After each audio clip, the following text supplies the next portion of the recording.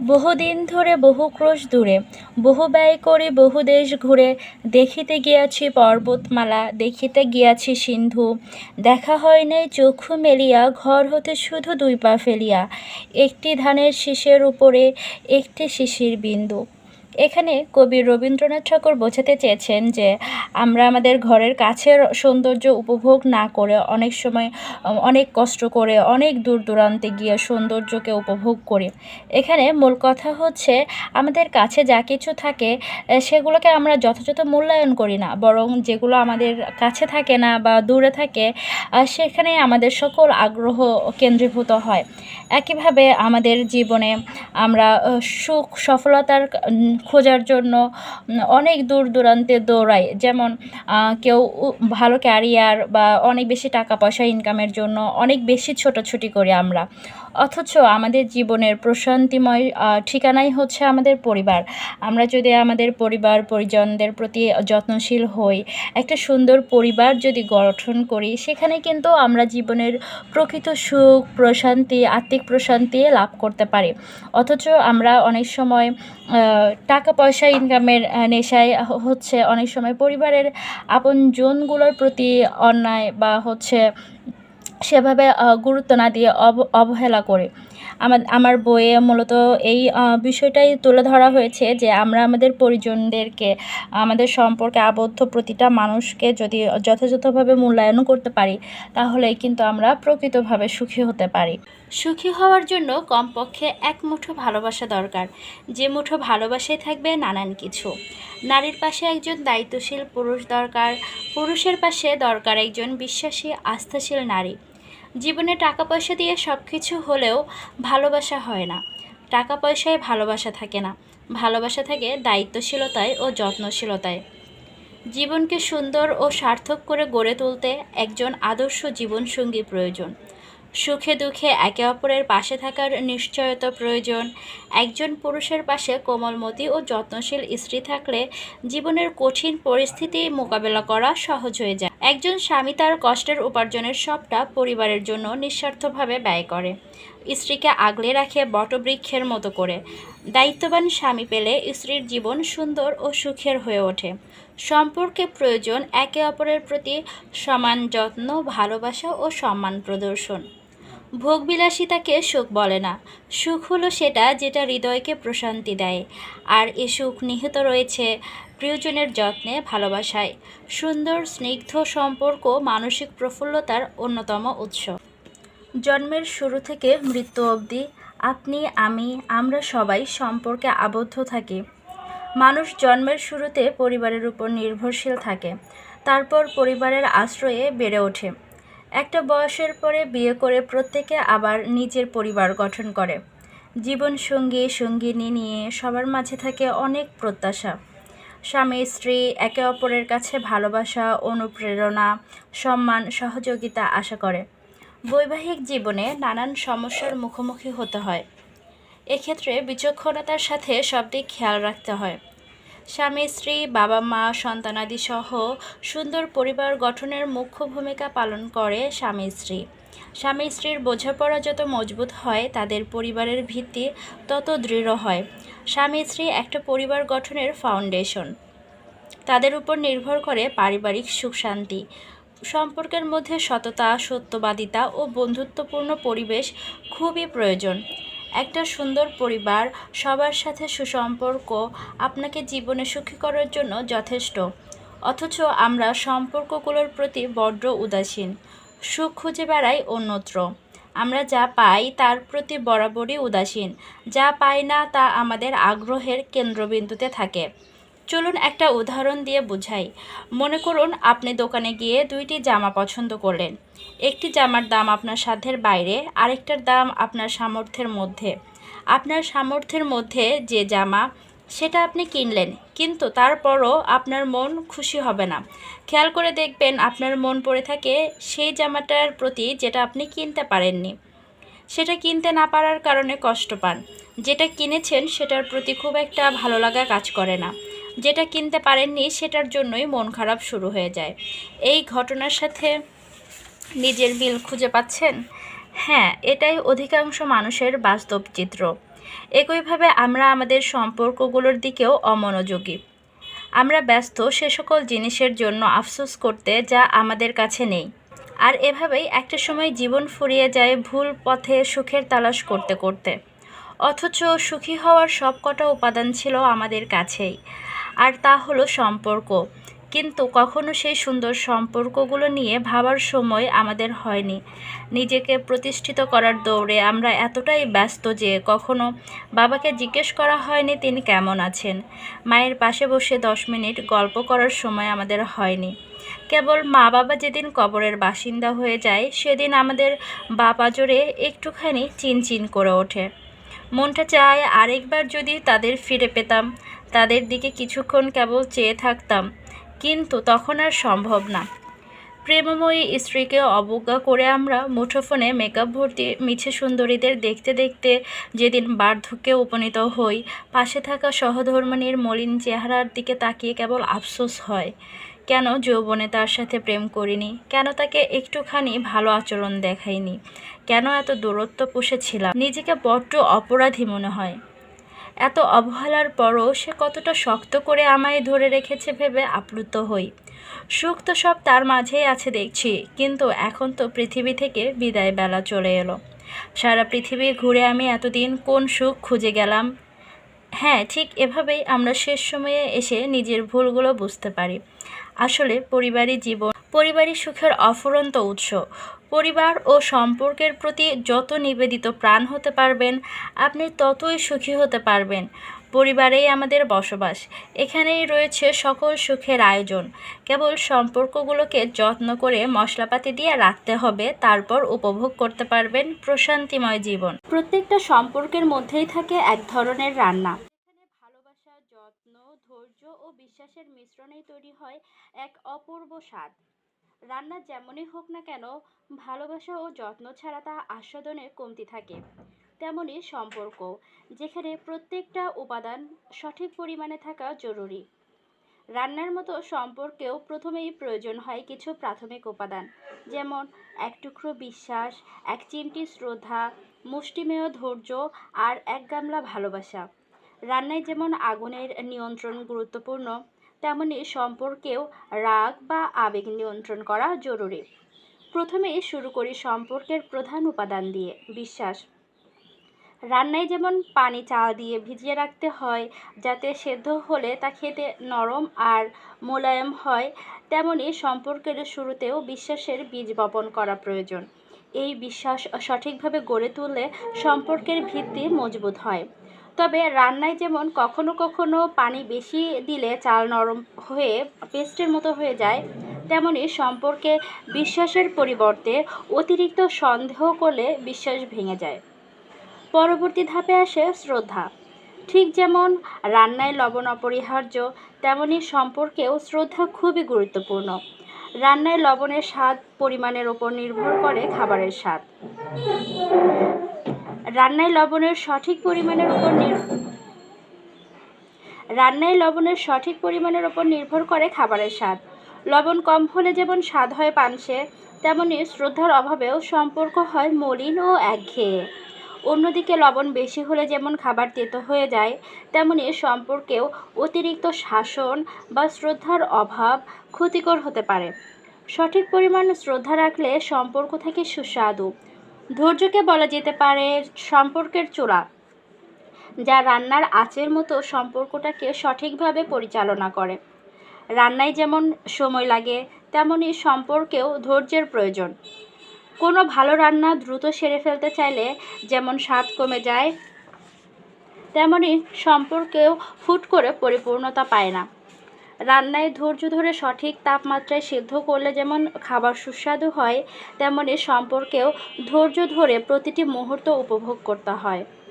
সম্পর্কে মিষ্টতার জন্য প্রয়োজন ভালোবাসা। রান্নায় যেমন মিষ্টি খাবারের জন্য চিনি বা মধু ব্যবহার করা হয়, তেমনি সম্পর্কেও মিষ্টি ভাব তৈরি করতে ভালোবাসা আবশ্যক। তবে রান্নায় যেমন অতিরিক্ত চিনি খারাপ হতে পারে, তেমনি সম্পর্কেও অত্যধিক ভালোবাসা কখনো কখনো ক্ষতির কারণ হয়ে ওঠে। অবশেষে আসে মশলার বিষয়। রান্নায় যেমন মশলা স্বাদ বাড়ায়, তেমনি জীবনের ছোট ছোট খুশি আর অভিজ্ঞতাও সম্পর্কে মশলার মতো কাজ করে। আনন্দের মুহূর্ত, একসাথে কাটানোর সময় আর ছোট ছোট সারপ্রাইজ সব মিলিয়ে সম্পর্কটা আরও গভীর হয়। তবে অনেক সময় অনেকেই সম্পর্ককে খুব বেশি মশলায় ঢেকে দেয়, যার ফলে সম্পর্কের প্রকৃত সৌন্দর্য হারিয়ে যায়। এভাবেই প্রতিটি উপাদান মিলিয়ে ধীরে ধীরে তাপমাত্রা বাড়িয়ে রান্না সম্পন্ন হয়। শেষ অবধি সব কিছু ঠিকঠাক হলে খাবারের মতো সম্পর্কেও সঠিক স্বাদ আসে। এই রান্নার প্রতি যত্নশীল হতে হয়। ছোট ছোট ভুলগুলো মেনে নিয়ে ধৈর্য আর ভালোবাসা দিয়ে তাদেরকে ঠিক করতে হয়। সম্পর্কের এই রান্না কখনোই একদিনে শেষ হয় না। এতে নতুন উপাদান যোগ করতে হয়, কখনো বা পুরনো উপাদানগুলো ঝালিয়ে নিতে হয়। সম্পর্কের এই রেসিপি রোজ নতুনভাবে তৈরি করতে হয়, যেন এর স্বাদ চিরকাল সুস্বাদু থাকে। কোনো তরকারি রান্না করতে অনেক রকম উপকরণ প্রয়োজন হয়। তরকারিতে বিভিন্ন ধরনের মশলাপাতি ব্যবহার করা হয়, যেমন হলুদের গুঁড়ো, মরিচের গুঁড়ো, তেজপাতা, আদা, রসুন, জিরা, লবঙ্গ, দারুচিনি, এলাচ, চিরঞ্জি, জয়ফল, জয়িন ইত্যাদি। তরকারিতে হঠাৎ ঝাল বেশি হতে পারে অথবা হলুদ বেশি হতে পারে। এক শ্রেণীর মানুষ আছে যারা যে কোনো সমস্যার সমাধানের চেষ্টা করে। এরা অতিরিক্ত ঝাল হওয়া তরকারির ঝাল কমানোর চেষ্টা করবে। তরকারিতে কয়েক টুকরো আলু সিদ্ধ করে দিবে ঝাল কমানোর জন্য, অথবা কয়েক টুকরো টমেটো যোগ করবে। আরেক শ্রেণীর মানুষ ঝাল বেশি হওয়াতে তরকারি ফেলে দিবে। আসলে সম্পর্ক হলো এই তরকারির মতোই। তরকারিতে যেমন অনেক রকম মশলা ব্যবহার করা হয়, সম্পর্কেও বহু রকম মশলা ব্যবহার করা হয়। তবে তরকারির মশলার মতো সম্পর্কের মশলা দৃশ্যনীয় নয়। সম্পর্কের মশলা হলো আবেগ, অনুভূতি, ভালোবাসা ইত্যাদি। সম্পর্কে কোনো ঝামেলা হলে এক শ্রেণীর মানুষ আপ্রাণ চেষ্টা করে সমস্যার সমাধান করার, আরেক শ্রেণীর মানুষ ভাবে সম্পর্কটাকেই বাদ দিয়ে দিবে। আমরা শিখব সম্পর্ক বাদ না দিয়ে ঝাল বেশি হওয়া তরকারিতে টমেটো বা আলু মেশানোর মতো কিভাবে মানিয়ে নেওয়া যায়। একটা তরকারি রান্না করতে অনেক শ্রম যায়, একইভাবে সম্পর্ক রক্ষা করতেও প্রচেষ্টা থাকতে হয়। সম্পর্কে রাগ, অভিমান বেশি হলে কোন মশলা দিলে তা ভারসাম্যপূর্ণ হবে তা জানা থাকলেই খুব সহজে সুন্দরভাবে সম্পর্ককে এগিয়ে নেওয়া যায়। এজন্য প্রয়োজন হয় ইতিবাচক মানসিকতা। ইতিবাচক মানুষেরা সম্পর্ক গড়তে ও রক্ষা করতে চায়, ভাঙতে নয়। সম্পর্কের মায়াজাল এক চিরন্তন রেসিপির মতো। এটি যত্ন, সময় এবং কিছু বিশেষ উপাদানের মিশ্রণে গড়ে ওঠে, যা সঠিকভাবে যোগ না করলে সম্পর্ক কখনোই পুরোপুরি সুস্বাদু হয়ে ওঠে না। সম্পর্ক বলতে সাধারণত আমরা ভালোবাসার সম্পর্ককে বুঝি, তবে প্রকৃতপক্ষে সম্পর্কের ধরন অনেক। বন্ধুত্ব, পারিবারিক সম্পর্ক, সহকর্মীদের সাথে সম্পর্ক সবই এই বিশেষ রেসিপির অন্তর্ভুক্ত। প্রতিটি সম্পর্কের নিজস্ব চাহিদা ও গুরুত্ব রয়েছে, আর সেই রেসিপিতে সামান্য এদিক ওদিক হলে তার স্বাদ বদলে যেতে পারে। প্রথমেই আসে বিশ্বাস। এটি সম্পর্কের ভিত্তি। বিশ্বাস ছাড়া কোনো সম্পর্ক স্থায়ী হতে পারে না। যখন আমরা একজনের প্রতি বিশ্বাস রাখতে পারি, তখন সেই সম্পর্কের ভিত শক্ত হয়। বিশ্বাস এমন একটি উপাদান যা সম্পর্কের রেসিপিতে একবার যোগ হলে সেটি অন্য সব উপাদানকে সুন্দরভাবে মিশ্রিত হতে সহায়তা করে। এটি সম্পর্ককে দীর্ঘস্থায়ী ও নির্ভরযোগ্য করে তোলে। সম্মান সম্পর্কের আরেকটি গুরুত্বপূর্ণ উপাদান। পরস্পরের প্রতি শ্রদ্ধা ও সম্মানবোধ থাকলে সম্পর্ক আরও গভীর হয়। আমরা যখন আমাদের প্রিয়জনের মতামত, পছন্দ অপছন্দকে সম্মান করি, তখন সম্পর্ক আরও মজবুত হয়। এটি একটি চিরন্তন সত্য যে সম্পর্ক যতই ঘনিষ্ঠ হোক, পারস্পরিক সম্মানবোধ থাকলে তাতে কখনোই দূরত্ব তৈরি হয় না। সহানুভূতি ও সহমর্মিতা সম্পর্ককে সমৃদ্ধ করতে অত্যন্ত গুরুত্বপূর্ণ। প্রতিটি সম্পর্কেই কিছু কঠিন সময় আসে। সেই সময়ে আমরা যদি আমাদের প্রিয়জনের প্রতি সহানুভূতিশীল হতে পারি এবং তাদের অবস্থান থেকে বিষয়গুলো বোঝার চেষ্টা করি, তাহলে সেই সম্পর্কের স্থায়িত্ব বহুগুণ বেড়ে যায়। সহানুভূতি মানুষকে আরও কাছাকাছি আনে এবং বোঝাপড়াকে মজবুত করে। এরপর আসে যোগাযোগ। খোলামেলা যোগাযোগ একটি সুস্থ সম্পর্কের চাবিকাঠি। অনেক সময় সম্পর্কের মধ্যে সমস্যা দেখা দেয় কারণ আমরা আমাদের অনুভূতিগুলো প্রকাশ করতে সংকোচ বোধ করি। খোলামেলা, আন্তরিক এবং সততার সঙ্গে নিজের অনুভূতি প্রকাশ করলে সম্পর্কের সমস্যা অনেকাংশেই মিটে যায়। সঠিক সময়ে কথা বলা এবং একে অপরকে শোনার ক্ষমতা থাকলে সম্পর্ক আরও সমৃদ্ধ হয়। ধৈর্য হলো সম্পর্কের আরেকটি অপরিহার্য উপাদান। প্রত্যেক সম্পর্কেই ভুল ত্রুটি হতে পারে, কিছু সময় অসুবিধাও দেখা দেয়, কিন্তু যখন আমরা ধৈর্য ধরে সম্পর্ককে এগিয়ে নিয়ে যাই তখন সম্পর্কের মধ্যে একটি মানসিক স্থিতিশীলতা আসে। সময়ের সঙ্গে সঙ্গে ধৈর্যের মাধ্যমে আমরা সম্পর্কের প্রতি দায়বদ্ধতা ও দায়িত্ববোধ গড়ে তুলি, যা সম্পর্কের রেসিপিকে নিখুঁত করে তোলে। ভালোবাসা ও যত্ন সম্পর্কের চূড়ান্ত উপাদান। ভালোবাসা সম্পর্কের মূল চালিকা শক্তি। প্রতিটি ছোট ছোট যত্ন বিশেষ মুহূর্ত তৈরি করে সম্পর্ককে শক্তিশালী করে তোলে। ভালোবাসা এমন একটি উপাদান যা সম্পর্কের প্রতিটি উপাদানকে একত্রিত রাখে এবং অন্য সকল উপাদানের সঙ্গে ভারসাম্য তৈরি করে। এটি যেমন আবেগময়তা আনে, তেমনি সম্পর্ককে প্রাণবন্ত করে তোলে। এছাড়া সম্পর্কের আরেকটি চমৎকার গুণ হলো ক্ষমা। আমরা মানুষ, আর ভুল করাটা স্বাভাবিক। সম্পর্কের মধ্যে ভুল বুঝাবুঝি বা কোনো ধরনের ভুল হলে ক্ষমা করার মানসিকতা থাকলে সম্পর্কটি আরও মজবুত হয়। ক্ষমা হলো সেই উপাদান যা সমস্ত তিক্ততা দূর করে সম্পর্ককে সুন্দর ও মধুর করে তোলে। একটি চিরন্তন রেসিপির মতো সম্পর্কগুলোতে এই উপাদানগুলো ধীরে ধীরে মেশাতে হয়। এটি একদিনের কাজ নয়, বরং একটি চলমান প্রক্রিয়া। এই উপাদানগুলো যত্নের সঙ্গে ধীরে ধীরে মিশিয়ে চললে সম্পর্ক সুস্বাদু হয়ে উঠবে। ভালোবাসা, সম্মান, বিশ্বাস, সহমর্মিতা এই সমস্ত উপাদানগুলি সঠিকভাবে মেশাতে যে কোনো সম্পর্ককে সুন্দরভাবে চলমান রাখতে হলে সম্পর্কে জড়িত থাকা দুজনের দিক থেকেই সমান মাত্রায় কিছু উপাদান প্রয়োজন হয়। সেটা হলো প্রথমতই ভালোবাসা। দুজনের দিক থেকে সমান মাত্রায় ভালোবাসা প্রয়োজন একটা সম্পর্ককে সুন্দরভাবে টিকিয়ে রাখতে হলে।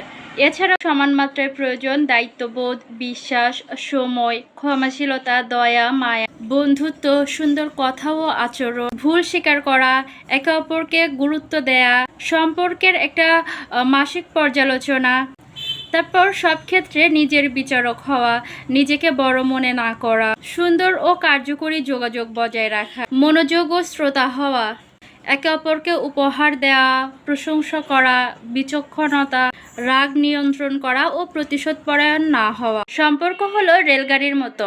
রেলগাড়ি যেমন দুটি সমান্তরাল পাতের উপর দিয়ে চলে, একইভাবে সম্পর্কে থাকা দুজন ব্যক্তি হচ্ছে সেই দুটি পাতের মতো এবং সম্পর্ক হলো রেলগাড়ি। যখন দুজনের সমান প্রচেষ্টা থাকে একটা সম্পর্কের ক্ষেত্রে, তখন সেই সম্পর্কটি খুব মসৃণভাবে চলমান থাকে। কিন্তু যখন দুজনের মধ্যে একজন দায়িত্বের জায়গা থেকে বা অপরকে সম্মান করার দিক থেকে পিছিয়ে যায় বা সম্পর্কের প্রতি একটু অবহেলা শুরু করে, তখনই সম্পর্কটা অচল হয়ে যায়। একজন ভালো স্ত্রী হতে গেলে অপরপক্ষে একজন ভালো স্বামী পেতে হয়। আবার একজন ভালো স্বামী হতে গেলে স্ত্রীরও কিছু দায়িত্ব কর্তব্য থাকে, যেগুলো তাকে পালন করতে হয়। একইভাবে যদি সংসারে একজন ভালো শাশুড়ি হতে চায় কেউ, তাহলে ভালো একটা বৌমাও পাওয়া দরকার, কারণ শুধুমাত্র একজন এফোর্ট দিলে কখনোই সম্পর্ক সুন্দর হয় না। আবার একইভাবে যদি কেউ ভালো বৌমা হতে চায় কিন্তু শাশুড়ির সহযোগিতা যদি না পায়, তাহলে সেই সম্পর্কটাও, শাশুড়ি বৌমার সম্পর্কটাও সুন্দরভাবে চলমান রাখা সম্ভব হয় না। আসলে একটা মুদ্রার যেমন দুইটা পাশ থাকে, একটা মুদ্রা কখনো একটা পাশ নিয়ে হতে পারে না। একইভাবে একটা সুন্দর সম্পর্কের জন্য দুদিক থেকে দুজনের এফোর্ট দরকার, সমান শ্রদ্ধা দরকার, সমান ধৈর্য, তারপর দায়িত্বশীলতার প্রয়োজন। যদি একজনের দিক থেকে কমতি হয়ে যায়, তাহলে সেই সম্পর্কটা আর সুন্দরভাবে চলমান থাকে না। আর জীবনে আপনি অন্যকে যা দিবেন, নিজেও ঠিক সেটাই ফিরে পাবেন। আপনি যদি একটা পাহাড়ের উপরে গিয়ে চিৎকার করে বলতে থাকেন, আমি তোমাকে ঘৃণা করি, দেখবেন আপনি সেই একই কথার প্রতিধ্বনি শুনতে পাবেন, যেটা হলো আমি তোমাকে ঘৃণা করি। আবার আপনি যদি পাহাড়ের ওই চূড়ায় গিয়ে বলতে থাকেন, আমি তোমাকে ভালোবাসি, দেখবেন যে একই কথার প্রতিধ্বনি আপনি শুনতে পাবেন, যেটা আপনাকে বলা হচ্ছে যে আমি তোমাকে ভালোবাসি।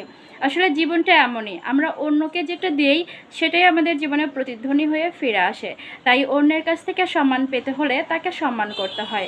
আবার একটা সম্পর্ক সুন্দর রাখতে হলে অপর দিকের এফোর্টটাও প্রয়োজন হয়। সম্পর্কে দুজন যদি ঠিক থাকে তবেই একটা সম্পর্ক অনেক সুন্দরভাবে ক্যারি করা সম্ভব হয়। কোনো সম্পর্কের প্রথম ও প্রধান উপকরণ হলো ভালোবাসা। কারণ ভালোবাসার মাধ্যমেই একটা সম্পর্কের সূচনা হয়। দেখবেন পৃথিবীতে কোটি কোটি মানুষ, কিন্তু আমরা কি সবাইকে ভালোবাসি? সবাইকে আমরা কিন্তু ভালোবাসি না, যে কারণে পৃথিবীর সব মানুষের সাথেই আমাদের কোনো সম্পর্কও গড়ে ওঠে না। অথচ দেখবেন অপরিচিত, অচেনা, অজানা কাউকেও যদি কেউ ভালোবেসে থাকে, সেখান থেকেই একটা সম্পর্কের সূচনা হয়। এছাড়াও ভালোবাসার কারণেই কিন্তু আমরা পৃথিবীর সকল কিছু ত্যাগ করতে রাজি থাকি। একটা সম্পর্কের প্রতি অনেক বেশি মায়া আমাদের গড়ে ওঠে ভালোবাসার কারণে। আর আমরা যখন কাউকে ভালোবাসি তখন আমরা নিজের চেয়েও বেশি ভালোবাসি এবং তার জন্য আমরা সব কিছু করতে প্রস্তুত থাকি। যেমন আমি যদি প্রশ্ন করি যে আপনি জীবনে সবচেয়ে বেশি ভালোবাসেন কাকে, দেখা যাবে আপনি হয়তো বা আপনার স্ত্রীর কথা বলবেন, অথবা কোনো স্ত্রী তার স্বামীর কথা বলবে, অথবা কোনো মা তার সন্তানের কথা বলবে, অথবা কোনো সন্তান তার পিতামাতার কথা বলবে। আমরা কিন্তু কেউই বলবো না যে আমরা নিজেকে সবচেয়ে বেশি ভালোবাসি।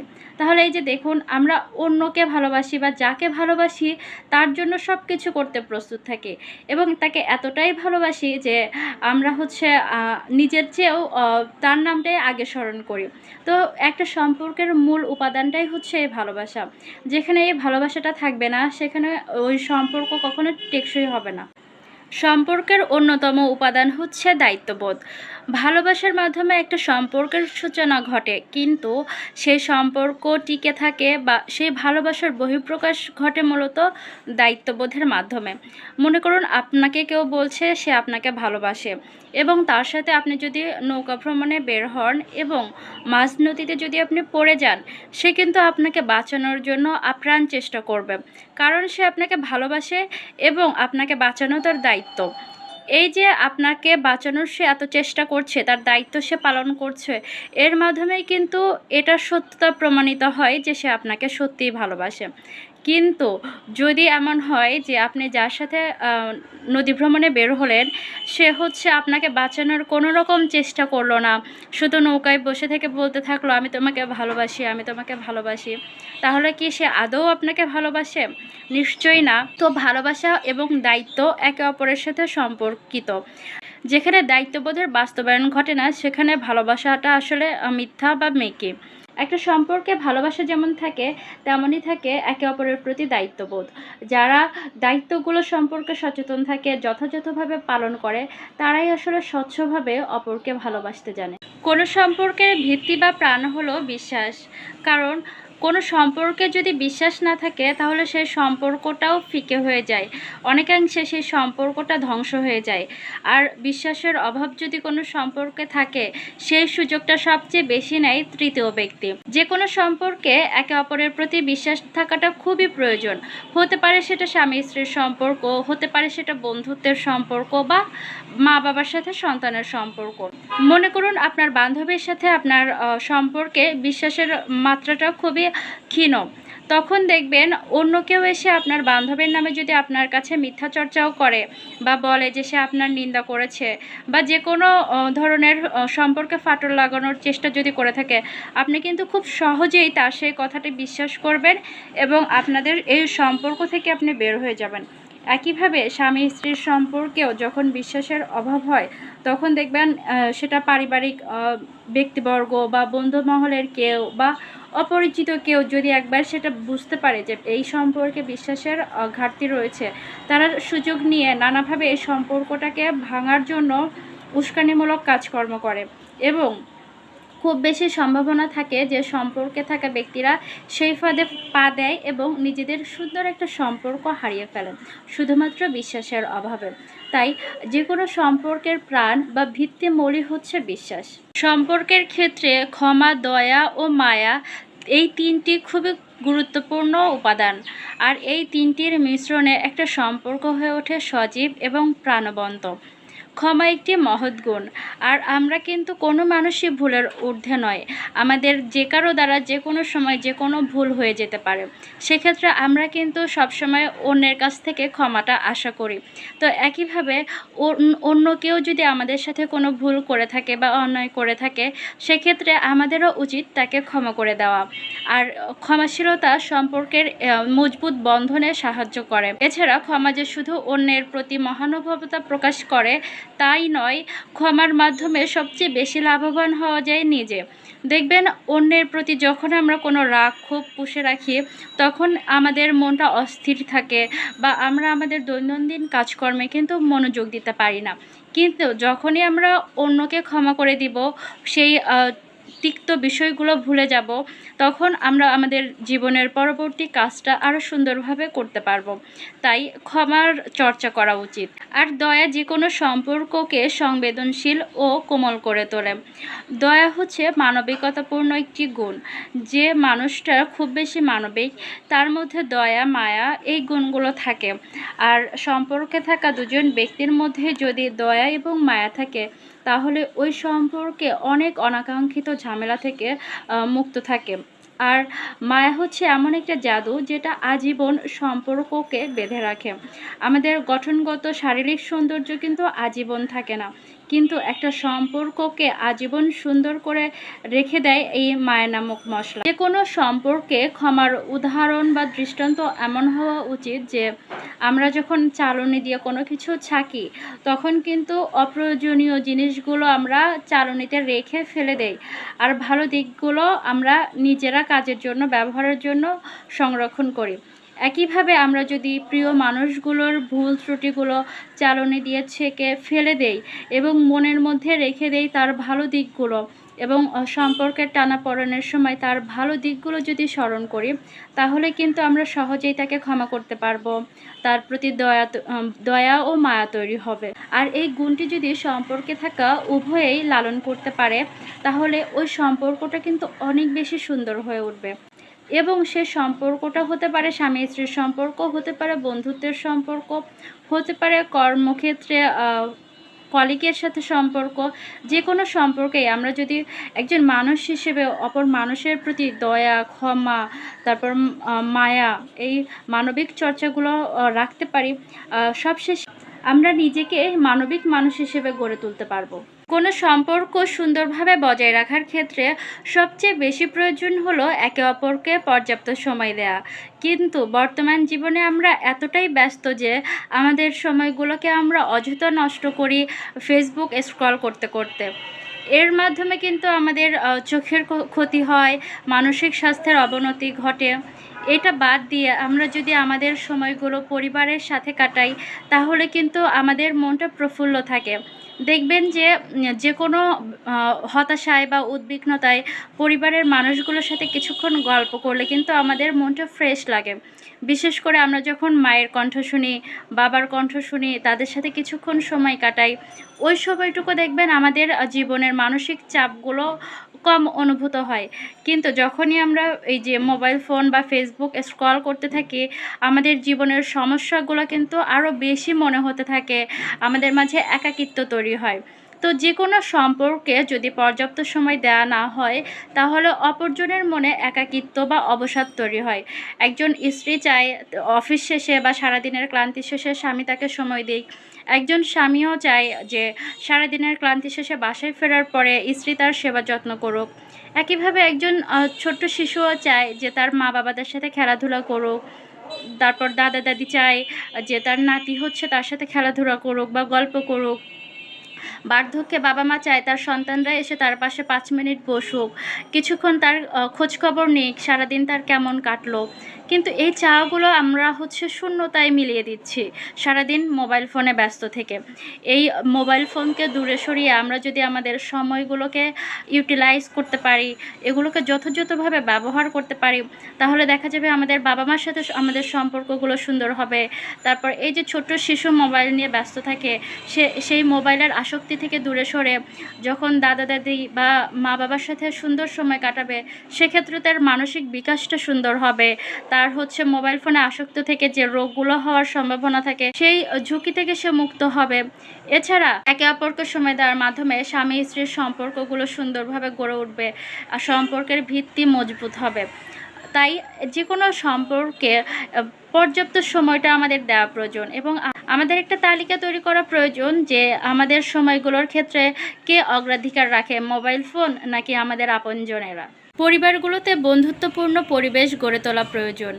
যদি একটা পরিবারের সন্তানেরা তার বাবা মায়ের সাথে বন্ধুত্বপূর্ণ সম্পর্ক বজায় রাখতে পারে, তাহলে কিন্তু সে সহজেই তার জীবনের জটিলতাগুলো, স্কুল কলেজে ফেস করা কোনো সমস্যাগুলো সহজেই শেয়ার করতে পারতেছে নির্ভয়ে, এবং এই শেয়ারিংয়ের মাধ্যমে সে কিন্তু তার জীবনের কাঙ্ক্ষিত সমাধানটা বাবা মার কাছ থেকে পেতে পারে। এক্ষেত্রে তার সন্তান কিন্তু হচ্ছে অনাকাঙ্ক্ষিত অনেক বিপদ থেকে, অনেক ঝুঁকি থেকে মুক্ত থাকতে পারে। আবার একটা পরিবারে যদি স্বামী স্ত্রীর মধ্যে বন্ধুত্বপূর্ণ সম্পর্ক থাকে, তাহলে কিন্তু একে অপরের বোঝাপড়ার জায়গাটা অনেক সুন্দর হয়, অনেক মজবুত হয়। তারপর একে অপরের প্রয়োজনে সহযোগিতা করাটা সহজ হয়। একটা বন্ধুত্বপূর্ণ সম্পর্কটা কেমন হয়, যেখানে আমরা নির্দ্বিধায় যে কোনো কিছু বলে ফেলতে পারি, বা আমার বন্ধুকে কোনো কিছু বলার আগে দুবার ভাবতে হয় না, বা তার সামনে বসার আগে ভাবতে হয় না যে ফর্মালিটি মেনটেন করতে হবে কিনা। এই যে আমরা নিজেরা যেমন তেমনভাবেই মেলে ধরতে পারি যার কাছে, সেই তো হচ্ছে আমাদের বন্ধু। তো আমরা যদি আমাদের সম্পর্কগুলোর ক্ষেত্রে সর্বদা হচ্ছে সেই বন্ধুত্বপূর্ণ পরিবেশটা বজায় রাখতে পারি, তাহলে কিন্তু আমাদের জীবনযাত্রা অনেক বেশি সহজ হয়ে যায় এবং এই বন্ধুত্বপূর্ণ সম্পর্ক আমাদের কিন্তু অনেক বেশি উপকৃত করে। তারপর হচ্ছে আমরা যখন বিপদে পড়ি তখন আশা করি যে আমাদের বন্ধু আমাদেরকে সাহায্য করবে, সেটা হোক সে সরাসরি সাহায্য করুক অথবা কোনো ভালো পরামর্শ দিয়ে। তো যদি একটা পরিবারেই এই বন্ধুত্বপূর্ণ পরিবেশ সবার মধ্যেই বজায় রাখা যায়, তাহলে কিন্তু প্রত্যেকটা মানুষ তার হচ্ছে একটা কমফর্ট জোন পেতে পারে, আর সেই পরিবারটা কিন্তু অনেক বেশি হাসি খুশি এবং প্রাণবন্ত হতে পারে। আর এই ধরনের পরিবেশে যে মানুষগুলো বসবাস করে, তারা অবশ্যই জীবনের এই যে অসুস্থ মানসিকতা বা হচ্ছে নিজেকে অসুখী মনে করার যে একটা প্রবণতা, সেইখান থেকে বেরিয়ে এসে তারা জীবনের প্রকৃত সুখটাকে কিন্তু আস্বাদন করতে পারে। আর একটা পরিবার যখন অনেক বেশি সুন্দর হয়, অনেক বেশি গোছালো হয়, সেখান থেকেই কিন্তু মূল্যবোধের চর্চার মাধ্যমে একটা ভালো মানুষ গড়ে ওঠা সম্ভব হয়। আর যখন একটা মানুষ ভালো একটা পরিবার থেকে গড়ে ওঠে, তখন কিন্তু সেই মানুষটা সমাজের ভালোর কথাও চিন্তা করে। মূল কথা হচ্ছে একটা ভালো পরিবেশ, একটা সুন্দর পরিবার মূলত হচ্ছে অনেকগুলো জায়গা, অনেকগুলো ক্ষেত্রে কাজ করে। সে একটা ভালো মানুষ তৈরি করে, সেই মানুষটা আরও 10টা মানুষের জন্য কাজ করার মনোভাব রাখে। এছাড়াও হচ্ছে সে বৃহৎ পর্যায়ে গিয়ে দেশের উন্নয়নের জন্য কাজ করে। তো এই যে পরিবারগুলো গড়ে তোলার ক্ষেত্রে ভালো একটা পরিবেশ, এটা যদি প্রতিটা পরিবারের মধ্যে থাকে, তাহলে কিন্তু আমাদের অনেকগুলো সমস্যার সমাধান হয়ে যায়। যেমন যখন আমাদের পারিবারিক অবক্ষয় চলে আসে বা পারিবারিক ভাঙন চলে আসে, তখন কিন্তু একটা মানুষের মূল্যবোধের অবক্ষয় হয়, আর সেখান থেকে অনেকগুলো সমস্যার সৃষ্টি হয়। তো সেই সমস্যাগুলোকে নির্মূল করার জন্য আমাদের কিন্তু হচ্ছে একটা সুন্দর পারিবারিক বন্ধন গড়ে তোলা খুব বেশি প্রয়োজন। প্রায় প্রতিটা মানুষই কথা বলতে পারে, কিন্তু এই কথা বলা সামান্য কোনো বিষয় নয় বা শুধু একটা সক্ষমতা নয়। এই কথা বলতে পারাটা আমাদের জীবনের সবচেয়ে বড় মোক্ষম অস্ত্র, আর এই হাতিয়ারটাকে ব্যবহার করে কিন্তু আমরা বিশ্বজয় করে ফেলতে পারি, আবার কখনো বিশ্বযুদ্ধ লাগিয়ে দিতে পারি। কথা হচ্ছে এমন একটি অস্ত্র। বলা যায় কথার মাধ্যমেই কারো মনে ফুলের চাষ করা যায়, আবার এই কথার মাধ্যমেই কারো হৃদয়ের রক্তক্ষরণ করা যায়। কথার মাধ্যমে মানুষের মন জয় করা যায়, কথার মাধ্যমে মানুষের মনে ঘৃণা তৈরি করা যায়। আর কথার আঘাত কিন্তু খুব বড় একটা আঘাত। যদি কাউকে লাঠি দিয়ে মারা হয়, সেই ক্ষতটা কিন্তু চলে যায় বা সেই ব্যথাটা ভুলে যায়, কিন্তু একটা কথার আঘাত মানুষকে আমৃত্যু কাঁদায়। তাই মানুষের প্রতি অশোভন আচরণ করা থেকে বিরত থাকা প্রয়োজন, অশোভন শব্দচয়ন থেকে আমাদের বিরত থাকা প্রয়োজন। আমাদের প্রয়োজন হচ্ছে আমাদের যখন রাগ হয় নিজেদের ক্রোধকে নিয়ন্ত্রণ রেখে নিজেদের আচরণকে মার্জিত রাখতে পারাটা। ভুল স্বীকার করতে পারাটা চরিত্রের অনেক ভালো একটা দিক।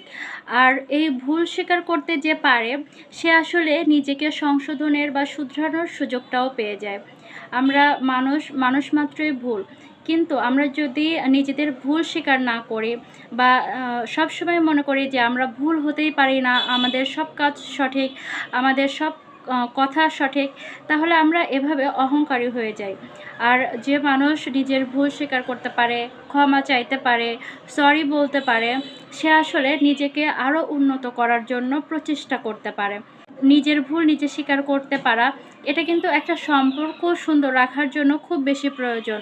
আমরা যদি আমাদের সম্পর্কে থাকা অপর মানুষের প্রতি কোনো অন্যায় করে থাকি বা কোনো ভুল করে থাকি, এটা তখন আমাদের সম্পর্কের ভারসাম্য কিছুটা নষ্ট করে দেয় বা সম্পর্ক একটু অবনতির দিকে যায়। কিন্তু যখন আমরা আবার নিজেদের ভুল স্বীকার করি, তখন কিন্তু সম্পর্কের সেই সৌন্দর্যটা আবার ফিরে আসে। একজন বিচারকের সামনেও যদি কোনো অপরাধী নিজের ভুল স্বীকার করে, তাহলেও কিন্তু বিচারকের মন কিছুটা সদয় হয়। তো এই ভুল স্বীকার করতে পারার অর্থ এই নয় যে বারবার ভুল করতে থাকা আর বারবার স্বীকার করতে থাকা। একটা ভুল স্বীকার করার মানে হলো এভাবে স্বীকার করতে হবে যেন ওই ভুলটা পরবর্তীতে আবার পুনরাবৃত্তি না হয়। যেমন কোনো একটা ভুল করা বা কেউ যদি সবসময় মিথ্যা বলে, প্রত্যেকবার মিথ্যা বলার পর সে যদি শুধু বলে সরি আর মিথ্যা বলবো না, সরি আর মিথ্যা বলবো না, তাহলে কিন্তু তার এই যে ভুল স্বীকার করার কোনো অর্থই রইল না বা এটার কোনো উপকারী দিক সে নিজের মধ্যে লালন করতে পারলো না। তাকে সচেতন হতে হবে যে ভুলটা সে একবার করেছে সেটা যেন দ্বিতীয়বার তার দ্বারা না হয়। কেউ যদি একবার মিথ্যা বলে এবং সেই ভুলটা বুঝতে পেরে ক্ষমা চায় বা সরি বলে, তার সচেতন হতে হবে যেন দ্বিতীয়বার তার দ্বারা আর কখনো মিথ্যা বলা না হয়। তাহলেই তার ভুল স্বীকারটা আসলে তাকে উন্নত করে তুলবে। সম্পর্ককে সুন্দর রাখার জন্য সবচেয়ে গুরুত্বপূর্ণ উপাদান হলো সঙ্গীকে গুরুত্ব দেওয়া বা গুরুত্বের তালিকায় তাকে প্রথম স্থান দেওয়া। আপনার সঙ্গী হচ্ছে আপনার দেহের একটা অংশের মতো। আমরা যদি জীবনে একটা ভালো সঙ্গী পাই, তাহলে কিন্তু আমাদের জীবনের পথ চলা অনেক বেশি সহজ হয়ে যায়।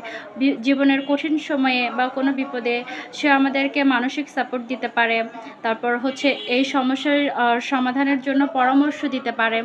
আর একটা ভালো সঙ্গী পেলে সেই মানুষটা কিন্তু জীবনে অনেক দূর এগিয়ে যেতে পারে। একইভাবে কারো জীবনসঙ্গী যদি খারাপ হয়, দেখবেন সে কোনোভাবে ভালো থাকে না। সঙ্গীর প্রভাবটা আমাদের উপর তীব্রভাবে পড়ে। ভালো একজন সঙ্গী পেলে যে মানুষটা অনেক ভালো সঙ্গী পায়, সেও কিন্তু হচ্ছে মানে প্রশান্তিময় জীবন উপভোগ করতে পারে। আর যদি খারাপ সঙ্গী জীবনে জুটে যায়, তাহলে কিন্তু প্রতিনিয়ত মর্মান্তিক একটা কষ্ট সহ্য করতে হয়। আর সঙ্গীর সাথে সম্পর্ক সুন্দর রাখার ক্ষেত্রে তাকে গুরুত্ব দেওয়াটা প্রয়োজন। আর আমাদের হচ্ছে সঙ্গীকে নিজের দেহের অংশের মতো মনে করা প্রয়োজন।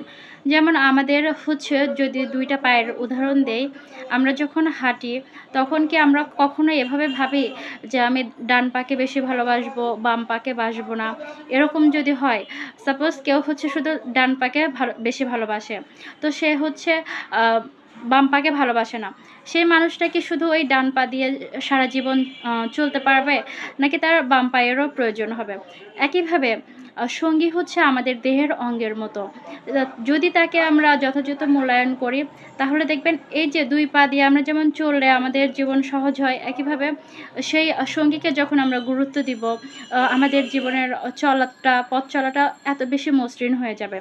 বলা যায় যে সঙ্গী হচ্ছে পোশাকের মতো। আমরা যেমন নিজেকে আবৃত করি পোশাকে, সঙ্গীও আমাদের জীবনে রোদ ঝড় বৃষ্টি থেকে আবৃত করে রাখতে পারে বা আগলে রাখতে পারে আমাদেরকে, যদি ভালো সঙ্গী পাই। আর সবচেয়ে বড় হচ্ছে নিজে ভালো সঙ্গী হওয়ার চর্চা করা প্রয়োজন। যে সঙ্গী আমাদের জীবনে আসে তার প্রতি দায়িত্বগুলো পালন করা প্রয়োজন। আর সঙ্গীকে গুরুত্বের তালিকায় সবচেয়ে প্রথম স্থানটা দেওয়া প্রয়োজন। সঙ্গীকে যদি কেউ অপমান করে, এটার প্রতিবাদ করা আমাদের দায়িত্ব হয়ে যায়। ওই যে প্রথম দিকে বলেছিলাম যে ভালোবাসার আরেকটা বহিঃপ্রকাশ হচ্ছে দায়িত্ববোধ। নিজের সঙ্গীকে কেউ যদি অসম্মানিত করে সেটার প্রতিবাদ করা নিজের দায়িত্ব। আমাদেরকে কেউ অসম্মান করলে যেমন আমরা সেটা সহ্য করি না, আমাদের কষ্ট হয়, একইভাবে যে তার সঙ্গীকে ভালোবাসে সে কখনো চাবে না যে তার সঙ্গীকেও কেউ একজন এসে অপমান অপদস্থ করে যাক। সে একইভাবে কষ্ট অনুভব করবে, যেভাবে সে কষ্ট পায় তাকে কেউ অপমান করলে। এবং সে নিজের সাথে অন্যায় হলেও যতটা না প্রতিবাদ করে, সঙ্গীর সাথে কোনো অন্যায় হলে তার চেয়ে বেশি প্রতিবাদী হয়ে যাবে, কারণ সে নিজের চেয়েও সঙ্গীকে বেশি ভালোবাসে। তো গুরুত্বের তালিকায় সঙ্গীকে প্রথম স্থান দিতে পারলেই আমাদের সম্পর্কগুলো হচ্ছে অনেক বেশি মসৃণ হবে। তবে একতরফা দিলে হবে না। সাপোজ একজন তার সঙ্গীকে অনেক বেশি গুরুত্ব দেয়, কিন্তু তার সঙ্গী তাকে কোনো গুরুত্বই দেয় না। তখন সম্পর্কের ভারসাম্য আবারও নষ্ট হবে। আমাদের সুন্দর সম্পর্ক যদি বজায় রাখার প্রয়োজন হয়, তাহলে একে অপরকে গুরুত্ব দিতে হবে। কোনো সম্পর্ককে অনেক বেশি কার্যকরী এবং অর্থবহ রাখার জন্য সবচেয়ে গুরুত্বপূর্ণ একটা উপায় হলো সম্পর্কের পর্যালোচনা করা। কোনো একটা গাছের চারা যখন আমরা রোপণ করি, তারপরে কিন্তু এটা ছেড়ে দেই না যে এটা আপনা আপনি হয়ে যাবে। আমরা কিন্তু প্রতিনিয়ত সেই গাছটার যত্ন নেই, প্রতিদিন সেটাতে পানি ঢালি। তারপর এই গাছের চারা হয়ে যাওয়ার পরেও কিন্তু আমরা নিড়ানি দেই, নিয়মিত ওই যে আগাছা পরিষ্কার করে দেই। একটা গাছ যখন ফল ফুল দেয় তখনও কিন্তু আমরা নিয়মিত ওই গাছের তলায় যদি পাতা পড়ে থাকে, কোনো ময়লা আবর্জনা হয়ে থাকে, সেটাও কিন্তু আমরা নিয়মিত ঝাড়ু দিয়ে পরিষ্কার করি। তাহলে এই যে একটা বৃক্ষের পিছনে আমরা এত বেশি এফোর্ট দেই, সেক্ষেত্রে আমাদের সম্পর্ক তো আরও বেশি গুরুত্বপূর্ণ। তো আমাদের সম্পর্কগুলোকেও এভাবেই নিয়মিত পরিচর্যা করা প্রয়োজন। কিন্তু দেখা যায় যে আমরা জন্ম থেকে মৃত্যু অবধি কোনো না কোনো সম্পর্কে বাঁচি, কিন্তু কোনোভাবেই সেই সম্পর্কগুলোর প্রতি আমরা এভাবে যত্ন নেওয়ার কথা চিন্তা করি না। সেটা হোক মা বাবার সম্পর্ক বা স্বামী স্ত্রীর সম্পর্ক। তো সম্পর্কের পর্যালোচনাটা যদি আমরা নিয়মিত করতে পারি, তাহলে কিন্তু এটা ওই প্রতিনিয়ত বৃক্ষের যত্ন নেওয়ার মতো হয়। সেখানে আমি স্বামী স্ত্রীর উদাহরণ দিয়ে বুঝাই। মনে করি প্রতি মাসে হচ্ছে একবার করে স্বামী স্ত্রীর সম্পর্কের পর্যালোচনা হবে।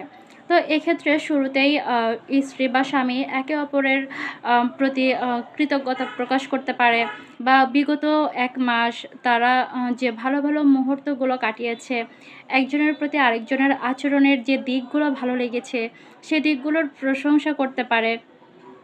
এক্ষেত্রে কি হবে, এই যে একে অপরকে প্রশংসা করছে, তখন একে অপরের প্রতি নতুন করে আবারও ভালো লাগা তৈরি হবে।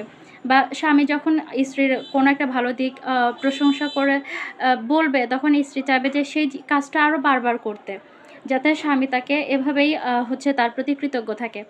একইভাবে স্ত্রী যখন তার স্বামীর নানা দিক ভালো দিকগুলো বর্ণনা করবে, তখন স্বামীও কিন্তু ভাববে যে আমি তো এটা প্রশংসা শোনার জন্য করিই নাই, তারপরেও এটা ওর এত ভালো লাগলো, ঠিক আছে এই কাজটা আমি আরও বেশি করে করব। তো এই যে যখন একে অপরের প্রশংসা করা হবে, তখন কিন্তু এই ১ মাসের মধ্যে যদি একে অপরের প্রতি কোনো মনোমালিন্যও থেকে থাকে, সেটা কেমন যেন ফ্যাকাশে হয়ে যাবে। বরং এই যে প্রশংসা করার মুহূর্ত, এই মুহূর্তটার প্রেমে পড়ে যাবে একে অপরে। আর চাবে যে এই ধরনের মুহূর্ত আমাদের জীবনে আরও আসুক, বা এই মুহূর্তটাকে আমৃত্যু ধরে রাখি। এই একটা স্বপ্নের মধ্যে তারা হচ্ছে নিমজ্জিত হবে। ১ম ধাপে সঙ্গীর সাথে এই যে বিগত ১টা মাস সে কাটালো, সেটার অনুভূতিটা বর্ণনা করবে। তারপর ২য় ধাপে এসে এই যে সঙ্গীর প্রশংসা করলো, এটা কিন্তু তাদের সম্পর্ককে এক ধাপ এগিয়ে নিল। আর ৩য় ধাপে এসে সঙ্গীর যদি কোনো একটা আচরণে সে কষ্ট পেয়ে থাকে, তাহলে সেটা সে প্রকাশ করবে। কিন্তু অভিযোগের সুরে নয়, যে তুমি এটা কেন করলা? তোমার এটা ভালো লাগে নাই। এভাবে না বলে বরং এভাবে বলতে পারে যে, তুমি ওইদিন কাজ করেছিলে সেটাতে আমি একটু কষ্ট পেয়েছিলাম। তো এই যে সঙ্গী কিন্তু অভিযোগ করছে না। সে বলছে যে সে কষ্ট পেয়েছিল। তখন অপরজনের মনে একটা দয়া মায়ার সৃষ্টি হবে। এই যে ২য় ধাপে একে অপরের প্রশংসার কারণে যে মানসিক একটা উন্নয়ন ঘটলো, যে তারা চাচ্ছে সবসময় এরকম সুন্দর সম্পর্ক থাকুক। তো তখন একে অপরের প্রতি ভালোবাসাটা আবারও জাগবে। আর তারপরে যখন সঙ্গী বলবে যে আ অপরজনের আচরণে সে কষ্ট পেয়েছিল, তখন কিন্তু সঙ্গীর চিন্তাভাবনা এরকম হবে। সাপোজ স্ত্রী বলল যে তার হচ্ছে স্বামীর কোনো একটা আচরণে সে কষ্ট পেয়েছে। তখন স্বামী কিন্তু চাবে যে এই কষ্টটা দ্বিতীয়বার তাকে আর দিব না। কারণ ওই যে প্রথম ধাপে যে ভালোবাসা বা ভালো লাগার অনুভূতি তৈরি হয়েছে, সেটা ফোকাস করতে যাবে এবং ওই সময়ে স্ত্রীর প্রতি যে মনটা একটু নরম হয়েছে, তো সেখান থেকে এই যে স্ত্রী কষ্ট পেয়েছে এই জিনিসটা সে সহানুভূতি অনুভব করবে। আর যদি অভিযোগের সুরে বলা হতো, তখন কিন্তু হাসব্যান্ড অনেক বেশি রাগান্বিত হয়ে যেত। অথবা হাসব্যান্ড যদি অভিযোগ করতো যে, "তুমি এটা কেন করেছো? এটা ঠিক করোনি।" তখন কিন্তু স্ত্রী আরও বেশি কষ্ট পেত। মানে আমরা আসলে কেউই নিজেদের নামে কোনো অভিযোগ শুনতে পছন্দ করি না। তো একইভাবে আমাদের অন্যের প্রতি অভিযোগ করা থেকেও বিরত থাকা প্রয়োজন। তারপরে শেষ ধাপে এসে একে অপরের প্রতি সুন্দর আগামী গড়ার প্রত্যাশা ব্যক্ত করা উচিত। যেমন স্ত্রী যদি এভাবে বলে যে, ভালো লাগার মুহূর্তগুলোই গুরুত্বপূর্ণ এবং যতটুকু তার খারাপ লেগেছিল, এই জিনিসগুলো ভবিষ্যতে একে অপরের প্রচেষ্টা থাকবে যে এটা সংশোধন করে নিব এবং আমাদের মধ্যে এর চেয়েও ভালো, ভালো মুহূর্ত আরও আসুক বা তুমি এটা বুঝবে এই প্রত্যাশা রাখছি। তো তখন কিন্তু হাসব্যান্ডের মন মানে আরও ইতিবাচকভাবে নাড়া দিবে যে ঠিক আছে, ওই খারাপ কাজগুলো আর করব না। একইভাবে হাসব্যান্ডও যখন ওয়াইফকে এভাবে বুঝিয়ে বলবে, তখন কিন্তু ওয়াইফও ভাববে যে ঠিক আছে, ওই খারাপ কাজগুলো যেন আর তার দ্বারা পুনরাবৃত্তি না হয় সেদিকে সচেতন থাকবে। এই যে ২ জনের একটা সুন্দর বোঝাপড়া ১ মাসের পর্যালোচনার মাধ্যমে হলো। এভাবে পরবর্তী মাসে গিয়ে আবারও পর্যালোচনা করা, এই মাসে যে খারাপ দিকগুলো একে অপরের প্রতি ছিল, সেই অভিযোগগুলো যেন আর না থাকে বা নতুন করে কোনো অভিযোগ যেন তৈরি না হয়। তো এই যে প্রতি মাসে এই চর্চাটা করলে কিন্তু নিজেদেরও এই যে একটা সুন্দর মুহূর্ত তৈরি হবে এবং একে অপরকে ওই যে জানান দিবে যে আমরা একটা সম্পর্কের মধ্যে আছি। যেভাবে আমরা বৃক্ষের যত্ন নিচ্ছিলাম, সেভাবেই কিন্তু একটা সম্পর্কের যত্ন হচ্ছে। আমাদের সম্পর্কের উপস্থিতিটা আমরা বুঝতে পারছি। এভাবে কিন্তু আমাদের সম্পর্ক অনেক বেশি মসৃণ রাখা যায়। যদিও এই বিষয়গুলো অনেক বেশি মনে হয় যে কাল্পনিক বা আবেগী। কিন্তু এটা যদি একবার এপ্লাই করা যায়, দেখবেন যে পরবর্তী মাসেও তাদের হচ্ছে এটা আবারও মাসিক পর্যালোচনাটা করতে ইচ্ছা হবে। মানে এটা এতটাই ইফেক্টিভ একটা কাজ। আর আমরা কিন্তু ব্যক্তিগতভাবে প্রত্যেকটা মানুষ, পুরুষ হোক, নারী হোক, সবাই কিন্তু আবেগী। আমরা সবাই চাই যে আমাদের আবেগগুলোর যত্ন নিক অপরজন। তো এই জায়গা থেকে মানে এই পদ্ধতিগুলো আবেগী মনে হলেও বা খামখেয়ালি মনে হলেও এটা কিন্তু সম্পর্কের জন্য অনেক বেশি গুরুত্বপূর্ণ। আর এটা যে শুধুমাত্র স্বামী-স্ত্রীর সাথেই পর্যালোচনা করতে হবে এমন না। যেকোনো বন্ধুত্বপূর্ণ সম্পর্কেও এই পর্যালোচনাটা হতে পারে। যেমন একজন বান্ধবী তার আরেক বান্ধবীকে বলতে পারে যে, "বান্ধবী, গত ১ মাসে আমাদের এই বন্ধুত্বটা কেমন ছিল? আমার প্রতি তোর কোনো অভিযোগ আছে কিনা?" এই যে ধাপগুলো বললাম ওই সম্পর্কের ক্ষেত্রে স্বামী-স্ত্রীর, একইভাবে এই ধাপেও এসে যদি সেটা এপ্লাই করা যায় বন্ধুত্বের ক্ষেত্রে, ওই বন্ধুত্ব নিশ্চিত ১০০ গুণ মানে উন্নতি লাভ করবে। একইভাবে কোনো সন্তান তার বাবা-মার সাথে এই পর্যালোচনা করতে পারে যে, "মা, গত ১ মাসে আমার কোন আচরণ তোমার খারাপ লাগলো?" বা মা বলতে পারে যে, "গত ১ মাসে আমার কোন সময় আমার কোনো রাগের কথা থেকে তুমি কষ্ট পেয়েছো?" এই যে প্রতিটা সম্পর্কে যখন আমরা এই পর্যালোচনাগুলো এড করতে পারবো, তখন কিন্তু আমাদের ওই সম্পর্কগুলো অনেক বেশি গুরুত্বপূর্ণ হয়ে যাবে বা আমরা যখন পরবর্তী মাসে আবারও নিজেকে গড়ার চেষ্টায় থাকবো যে আমার দ্বারা যেন ওই ভুলটা না হয়। সাপোজ আমি রাগান্বিত হয়ে কটু কথা বলে কাউকে আঘাত দিয়েছি। পরবর্তী মাসে যদি আমি চর্চা করি যে এই মাসে আমি কাউকে এ ধরনের কোনো রিঅ্যাক্ট করব না, রাগের সময় রাগকে নিয়ন্ত্রণ করব। এটা কিন্তু একইভাবে আমাদের সম্পর্কের জায়গাটাকেও মজবুত করবে, সম্পর্কের প্রতি অপরজনের অভিযোগের জায়গাটা কমাবে। একইভাবে এই ধরনের চর্চাগুলো যখন আমরা ব্যক্তি জীবনেও করব, তখন আমরা আসলে একজন ভালো মানুষ হিসেবে নিজেকে গড়ে তুলতে পারবো। এই একই দিকটাই আমি হচ্ছে কর্মক্ষেত্রেও এপ্লাই করে আ মানুষের পছন্দনীয় হতে পারবো। সাপোজ কেউ যদি রাগের মাথায় হরহামেশা তার স্ত্রীকে আঘাত দিয়ে কথা বলে, তো তার স্ত্রী যদি তার ভুলটা ধরিয়ে দেয় এবং সে যদি সেটা সংশোধনে মনোযোগী হয়, নিজের ভুলটা মেনে নিয়ে, তাহলে কিন্তু দেখা যাবে কি সে কর্মক্ষেত্রেও তার ওই যে অহেতুক রাগগুলোকে নিয়ন্ত্রণ করতে পারছে। তো কর্মক্ষেত্রে সবার পছন্দনীয় হতে পারছে। তো এই চর্চাগুলো আমার মনে হয় আমাদের সবার মধ্যে আনা প্রয়োজন। আর সবচেয়ে গুরুত্বপূর্ণ হচ্ছে যে আমরা জন্মের পর থেকে মৃত্যু অবধি কোনো না কোনো সম্পর্কে বাঁচি। কিন্তু কখনোই আমরা সম্পর্কগুলোকে নিয়ে এতটা এভাবে ভাবি না, বা এতটা সূক্ষ্ম সূক্ষ্মভাবে এখানে যে যত্ন নেওয়ার জায়গা আছে, এগুলো আসলে আমরা ভাবি না। কিন্তু যদি আমরা ভাবতাম, তাহলে কিন্তু অনেক কিছুই পরিবর্তন হতে পারত। অনেক কিছুই অনেক বেশি সুন্দর হতে পারত। যে ব্যক্তি নিজের বিচারক হতে পারে, সে দিনের পর দিন উন্নত মানুষে পরিণত হতে থাকে। আমাদের চোখ দিয়ে আমরা সবসময় অন্যকে দেখি, নিজেকে দেখতে পাই না। যখন শুধু আয়নার সামনে দাঁড়াই, তখনই কেবল নিজেকে আমরা দেখতে পাই।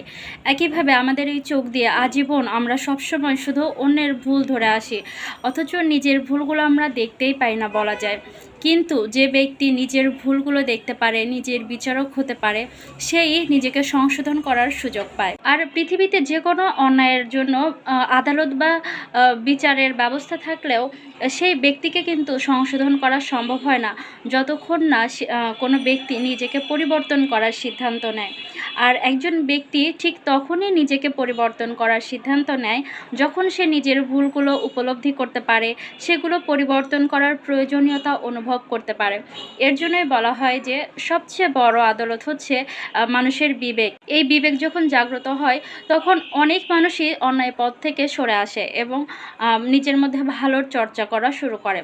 নিজের বিচারক হওয়া মানেই নিজেকে আরও উন্নত করা এবং নিজেকে বড় মনে না করা, সবসময় নিজেকে নিয়ে ব্যস্ত থাকা, নিজের ভুলগুলো সংশোধন করতে সচেষ্ট থাকা। আর যারা সবসময় অন্যের ভুল নিয়ে পড়ে থাকে, তারা কিন্তু নিজের জীবনেও খুব একটা উন্নতি করতে পারে না, কারণ তাদের সব সময় শুধু অন্যের ভুল ধরতে ধরতে সময় নষ্ট হয়ে যায়। কিন্তু যারা নিজের ভুলগুলো নিয়ে ভাবে, তারা নিজের প্রতি সদয় থাকে। মানুষ মাত্রই ভুল, প্রতিটা মানুষই কোনো না কোনো সময় ভুল করে। কিন্তু যারা নিজের বিচারক হয়, তারা সেই ভুলগুলোর প্রতি নিজের প্রতি সদয় থাকে, নিজের ভুলগুলোকে ক্ষমা করতে শিখে এবং পরবর্তীতে ভালো অভ্যাসের চর্চা করতে শুরু করে। কোনো খারাপ অভ্যাসই রাতারাতি পরিবর্তন করা সম্ভব না। আর আমাদের মধ্যে একাধিক যে ভুলগুলো থাকে, সেগুলো রাতারাতি পরিবর্তন করা সম্ভব না। কিন্তু যদি প্রচেষ্টা থাকে, তাহলে ধীরে ধীরে একটা একটা অভ্যাস কিন্তু চেঞ্জ করা যায়। আর সেই একটা করে খারাপ অভ্যাসের পরিবর্তে একটা করে ভালো অভ্যাস গড়ে তোলা যায়। তাই সবচেয়ে বেশি প্রয়োজন হচ্ছে নিজের বিচারক হওয়া, নিজেকে নিয়ে ভাবা। কোনো সম্পর্কের প্রাণ বা নিঃশ্বাস হলো যোগাযোগ। কথায় বলে, চোখের আড়াল তো মনের আড়াল। দেখা যায় যার সাথে দেখা সাক্ষাৎ হয় না, কোনো রকম কথা হয় না, অনেক দিন পর সে আমাদের মন থেকেও দূরে সরে যায়, বা মনে থাকলেও সম্পর্কটা কেমন যেন ফিকে হয়ে যায়। তাই প্রিয়জনের সাথে সবচেয়ে সুন্দর এবং কার্যকরী উপায়ে নিয়মিত যোগাযোগ রাখার চেষ্টা করা প্রয়োজন। পৃথিবীতে কিন্তু অনেক মানুষের বসবাস, কিন্তু সবার সাথে আমাদের কথা হয় না, যোগাযোগ হয় না। তাই সবার সাথে কিন্তু কোনো রকম সম্পর্কও গড়ে ওঠে না।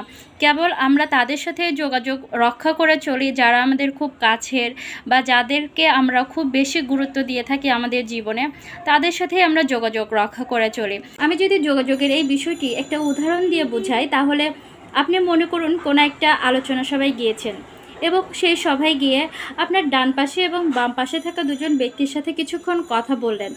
আলোচনা সভা শেষ হলো, বাসায় চলে আসলেন। সেই দুজন মানুষের সাথে পরবর্তীতে যোগাযোগ করার জন্য কোনো কন্ট্যাক্ট নাম্বার আপনার মধ্যে বা তার মধ্যে আদান প্রদান হয়নি, তাহলে কিন্তু পরবর্তীতে তার সাথে আপনার আর কোনো রকম যোগাযোগও হবে না, তার সাথে আপনার কোনো রকম সম্পর্কও গড়ে উঠবে না। আবার আরেকটা উদাহরণ যদি দেই, আপনি মনে করুন যে সেই দিন প্রোগ্রামে থাকা দুজন মানুষের মধ্যে ডান পাশে থাকা ব্যক্তির যোগাযোগ নাম্বারটা আপনারা কোনোভাবে একে অপরে আদান প্রদান করেছেন, কিন্তু বাম পাশে যিনি ছিলেন তার সাথে যোগাযোগ নাম্বারটা আদান প্রদান করেননি। তাহলে ওই ব্যক্তির সাথে তো আপনার আর কোনো সম্পর্ক তৈরি হবে না। কিন্তু যার সাথে আপনি কন্ট্যাক্ট নাম্বারটা আদান প্রদান করেছেন, দেখা যাবে তাকে আপনি একদিন কল দিলেন, সেও পরের দিন আপনাকে কল দিল। এভাবে দু একদিন কথা বলার পরে আপনারা হয়তো বা কফি শপে দেখা করতে পারেন, বা কোনো দিন সে আপনার বাসায় আসতে পারে। এভাবে সখ্যতা বাড়তে থাকলে আপনাদের মধ্যে সুন্দর একটা সম্পর্ক তৈরি হতে পারে। আবার যদি আপনি মনে করেন যে প্রত্যেকবার তার সাথে শুধু আপনিই যোগাযোগ করছেন, আপনিই তাকে বারবার কল দিচ্ছেন, 1 দিন 2 দিন 3 দিন, সে ফিরতিভাবে কোনো রেসপন্স করছে না, বা সে আলাদাভাবে নিজের যে ইচ্ছায় আপনার সাথে আর কখনো যোগাযোগ করছে না, তাহলে চতুর্থ দিন কিন্তু আপনার তাকে আর কল দিতে ইচ্ছা করবে না। কারণ আপনি যেহেতু 3 দিন তাকে আগে কল দিয়েছেন, পরের দিন আপনার ইচ্ছা হবে যে সে আপনাকে আগে কল দিক। এই যে সে যে গ্যাপটা তৈরি করলো, এখান থেকেও কিন্তু আপনাদের সম্পর্কের আবার ফাটল ধরতে শুরু করবে। একইভাবে আমরা যে কোনো সম্পর্কে থাকি না কেন, সেটা হোক স্বামী স্ত্রীর সম্পর্ক, বন্ধুত্বের সম্পর্ক, কর্মক্ষেত্রে কারোর সাথে সম্পর্ক, প্রত্যেকটা ক্ষেত্রে যদি আমরা সুন্দর যোগাযোগ বজায় রাখতে পারি, তাহলে সেটা কিন্তু আমাদের জন্য অনেক বেশি ইফেক্টিভ হবে। তাই সুন্দর এবং চমৎকার উপায়ে যোগাযোগ প্রক্রিয়া বা যোগাযোগ স্থাপনের চেষ্টা করুন।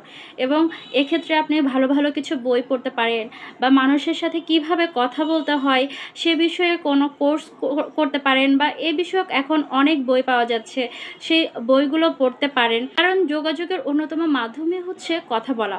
আপনি যত সুন্দর করে কথা বলতে পারবেন, আপনার যোগাযোগ প্রক্রিয়া তত বেশি স্মুথ হবে। আর আপনি কথা বলার ক্ষেত্রে যদি অনেক বেশি স্মার্ট হন, তাহলে দেখা যাবে যে আপনি প্রথম দিন কারোর সাথে যদি 5 মিনিট কথা বলেন, তবুও আপনি সেই 5 মিনিটে অপর ব্যক্তির মনে এমন প্রভাব ফেলতে পারবেন যে আগামী 5 বছরও সে আপনাকে মনে রাখবে।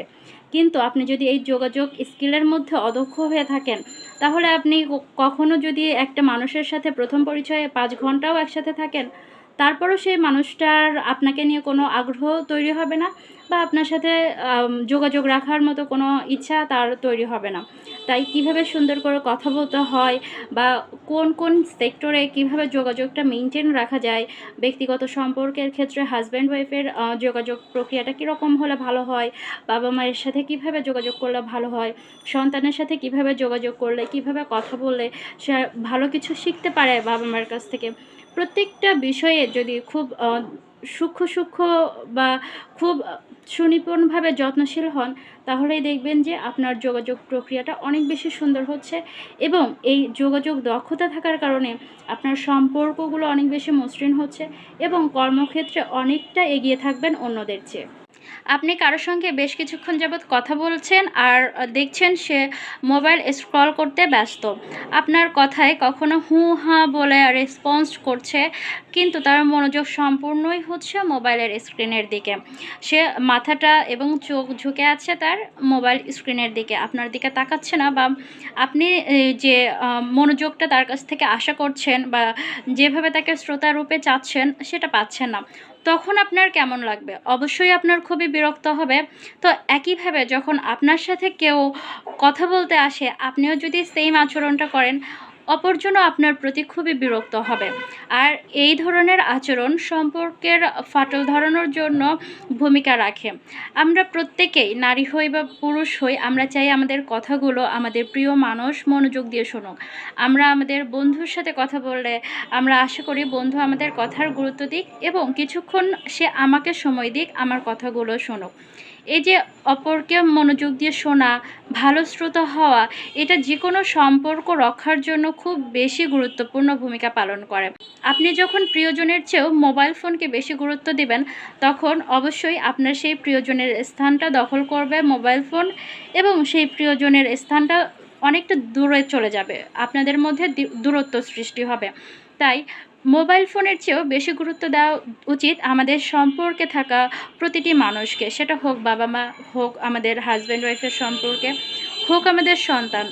কেউ যখন আমাদের সাথে কথা বলতে আসে, আমাদের উচিত মোবাইল ফোনটা রেখে কিছুটা সময় তাকে দেয়া। হয়তোবা আমাদের সাথে কথা বললে অপর মানুষটির মধ্যে ভালো লাগা তৈরি হবে, বা তার মানসিক প্রশান্তি লাভ হবে। আমরা অন্যকে যা দিব ঠিক তাই ফিরে পাবো। তো আমরা যদি চাই যে আমাদের কথা কেউ মনোযোগ দিয়ে শুনুক, আমাদেরও উচিত অপরজনের কথা মনোযোগ দিয়ে শোনা। আর এই অপরকে মনোযোগ দিয়ে শোনা বা ভালো শ্রোতা হওয়া একটা বিরাট গুণ, যেটা সহজে সবার মধ্যে থাকে না। আমরা সবাই অনেক বেশি কথা বলতে পারি, আমরা বলতে পছন্দ করি, নিজেদের কথা বলতে পছন্দ করি, নিজেদের অ্যাচিভমেন্ট, নিজেদের সফলতা, গল্প সব কিছু বলতে পছন্দ করি। কিন্তু আমরা খুব কম মানুষই আছি যারা কিনা অন্যদের সফলতার গল্প শুনতে পছন্দ করে, হোক সেটা সফলতা বা ব্যর্থতা। অন্যের কথা শুনতে পারার জন্য একটা ধৈর্য প্রয়োজন। আর এই ধৈর্যটা যদি আপনার মধ্যে থাকে, আপনি তাহলে সহজেই মানুষের খুব পছন্দনীয় ব্যক্তি হয়ে উঠতে পারেন। প্রত্যেকটা মানুষ চায় যে তার কথাগুলো অপরজন মনোযোগ দিয়ে শোনো। আপনি যদি অপরিচিতও কারো কথা ৫ মিনিট মনোযোগ দিয়ে শোনেন, দেখবেন সে আপনাকে অন্যরকম সম্মান করতে শুরু করবে। কারণ ওই যে তাকে আপনি সময়টা দিলেন, বিনিময়ে তার মধ্যে আপনার জন্য সম্মানটা তৈরি হবে। আর আমাদের বেশিরভাগ ক্ষেত্রেই মানসিক হতাশা তৈরি হয় নিজের মনের কষ্ট, ব্যথা বা নিজের মনের কথাগুলো কারোর সাথে শেয়ার করতে না পারা থেকে। তো সেই জায়গা থেকে আমাদের প্রত্যেকের উচিত প্রিয় মানুষগুলোকে সময় দেয়া, তাদের কথা মনোযোগ দিয়ে শোনা। আর শুধুমাত্র ব্যক্তিগত সম্পর্কের ক্ষেত্রে না, কর্মক্ষেত্র হোক, বৃহৎ পরিসরে হোক, সর্বত্র ভালো শ্রোতা হতে পারলে নিজেই লাভবান হওয়া যায়। উপহার পেতে কিন্তু সবাই ভালোবাসে, সে হোক নারী বা পুরুষ, অথবা হোক শিশু, যুবক, বৃদ্ধ, যে কোনো বয়সের মানুষ উপহার পেতে ভালোবাসে। আর উপহার দিলে যে কারোর সাথে একটা সুন্দর সম্পর্ক তৈরি হয়, অথবা একটা সম্পর্কের সৌন্দর্যতা সৃষ্টি হয়। আর উপহার দেওয়ার মধ্যেও যদি আরও কিছু বিশেষত্ব অ্যাড করা যায়, তাহলে তো সেটা আরও বেশি প্রশংসনীয় হয়ে যায়। যেমন আমরা যদি কাউকে উপহার দেই, তাহলে তো সে খুশি হবেই। সেই সাথে আমরা যদি তার একটা প্রশংসাসূচক বাক্য বা একটা চিরকুট যদি তাকে লিখে দেই, তাহলে তো সে আরও বেশি খুশি হবে। যদি আপনি প্রিয় মানুষকে কোনো উপহার দেন, তাহলে প্রিয় মানুষের প্রশংসা করে কোনো একটা চিরকুট সেই উপহারের মধ্যে যুক্ত করে দিতে পারেন। তবে হ্যাঁ, সচেতন থাকা প্রয়োজন যে সেই প্রশংসাসূচক চিরকুটটা যেন তোষামোদী টাইপের কিছু না হয়, মানে যেটার সাথে বাস্তবতার কোনো মিল নেই। এরকম কোনো প্রশংসাসূচক বাক্য শুনলে যে কোনো ব্যক্তি বিরক্ত হবে। যেমন আমি একটা মানুষের জন্য যে স্যাক্রিফাইস করিনি, সেটা যদি সে লিখে যে তুমি এটা করেছো বা এর জন্য ভালো লেগেছে, তো আমি তো ভাববো যে আমি তো এটা করিনি, সে কেন এটা লিখলো। তাই প্রশংসাসূচক বাক্যগুলো যেন সত্যতার সাথে হয়। সত্য জিনিসটাই অনেক বেশি শক্তিশালী। যে কোনো সত্য কথা মানুষকে অনেক বেশি আকৃষ্ট করে, মানুষের মনকে অনেক বেশি টাচ করে। আর মিথ্যার মেকি কিছুটা মিঠা মনে হলেও দিন শেষে সেটার স্থায়িত্ব খুবই কম। তাই প্রিয়জনের প্রতি সত্যিই আপনার মন থেকে যে ভালো লাগাটা কাজ করে, তার যে কাজটা একটা সময় ভালো লেগেছে, সেই কাজটাকে স্মরণ করে সেই কাজের প্রশংসা করে একটা চিরকুট তাকে দেওয়া উপহারের মধ্যে যোগ করে দিলে সে আরও বেশি খুশি হবে। আর আরেকটা কথা হচ্ছে, অনেকেরই সামর্থ্য থাকে না প্রিয়জনকে উপহার দেওয়ার মতো। এক্ষেত্রে বুদ্ধিকে একটু কাজে লাগালেই কিন্তু আমরা সহজেই প্রিয়জনকে উপহার দিতে পারি। প্রিয়জনকে উপহার দেওয়ার জন্য আমাদের সামর্থ্যের বাইরে কিছু করতে হবে না। যেমন আপনি নোটিস করতে পারেন যে আপনার প্রিয়জনের কি প্রয়োজন, তার প্রয়োজনটা কিন্তু পূরণ করার দায়িত্ব আপনার। কিন্তু সেটা শুধুমাত্র দায়িত্বের ভারে চাপ মনে করে পূরণ না করে, সেটাকে যদি আপনি খুশি মনে পূরণ করেন, সেটাকেই যদি আপনি উপহার হিসেবে দেন, তাহলেও কিন্তু বুদ্ধিটা চমৎকার হতে পারে। যেমন আপনি যদি একজন স্বামী হন, আপনি হয়তোবা ভাবতে পারেন যে গরমকালে আপনার স্ত্রীকে ২টা সুতির 3 পিস কিনে দিতে হবে, তার এটা প্রয়োজন। তাহলে আপনার কিন্তু দায়িত্বের জায়গা থেকে এটা দিতেই হচ্ছে।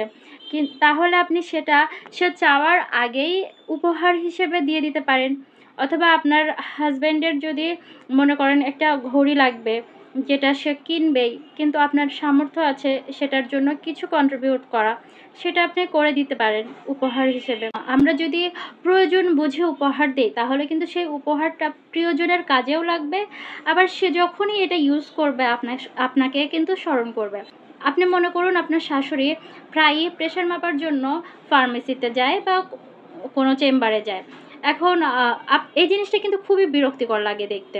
এখন আপনি ভাবতে পারেন যে শাশুড়িকে ১,০০০ টাকার উপহার দেওয়ার জন্য বাজেট রেখেছিলাম, শাড়ি দিব নাকি কি দিব? তখন আপনি শাড়ি না দিয়ে আপনার শাশুড়িকে কিন্তু একটা প্রেশার মাপার মেশিন উপহার দিয়ে দিতে পারেন। একই সাথে সে যতবার প্রেশার মাপবে, আপনি সেই বাড়িতে উপস্থিত থাকেন বা না থাকেন, আপনি হয়তোবা বাবার বাড়িতেও বেড়াতে গেছেন, কিন্তু যতবার সে প্রেশার মাপবে ততবার কিন্তু আপনার কথা তার স্মরণ হবে। এবং এই যে আপনি তার যত্ন নিলেন, এই জায়গা থেকে একবার আপনি ইনভেস্ট করলেন, একটা উপহার দিলেন, সে কিন্তু বারবার আপনার প্রতি কৃতজ্ঞ হবে, বারবার আপনার প্রতি তার মনে স্নেহ ভালোবাসা জাগ্রত হবে।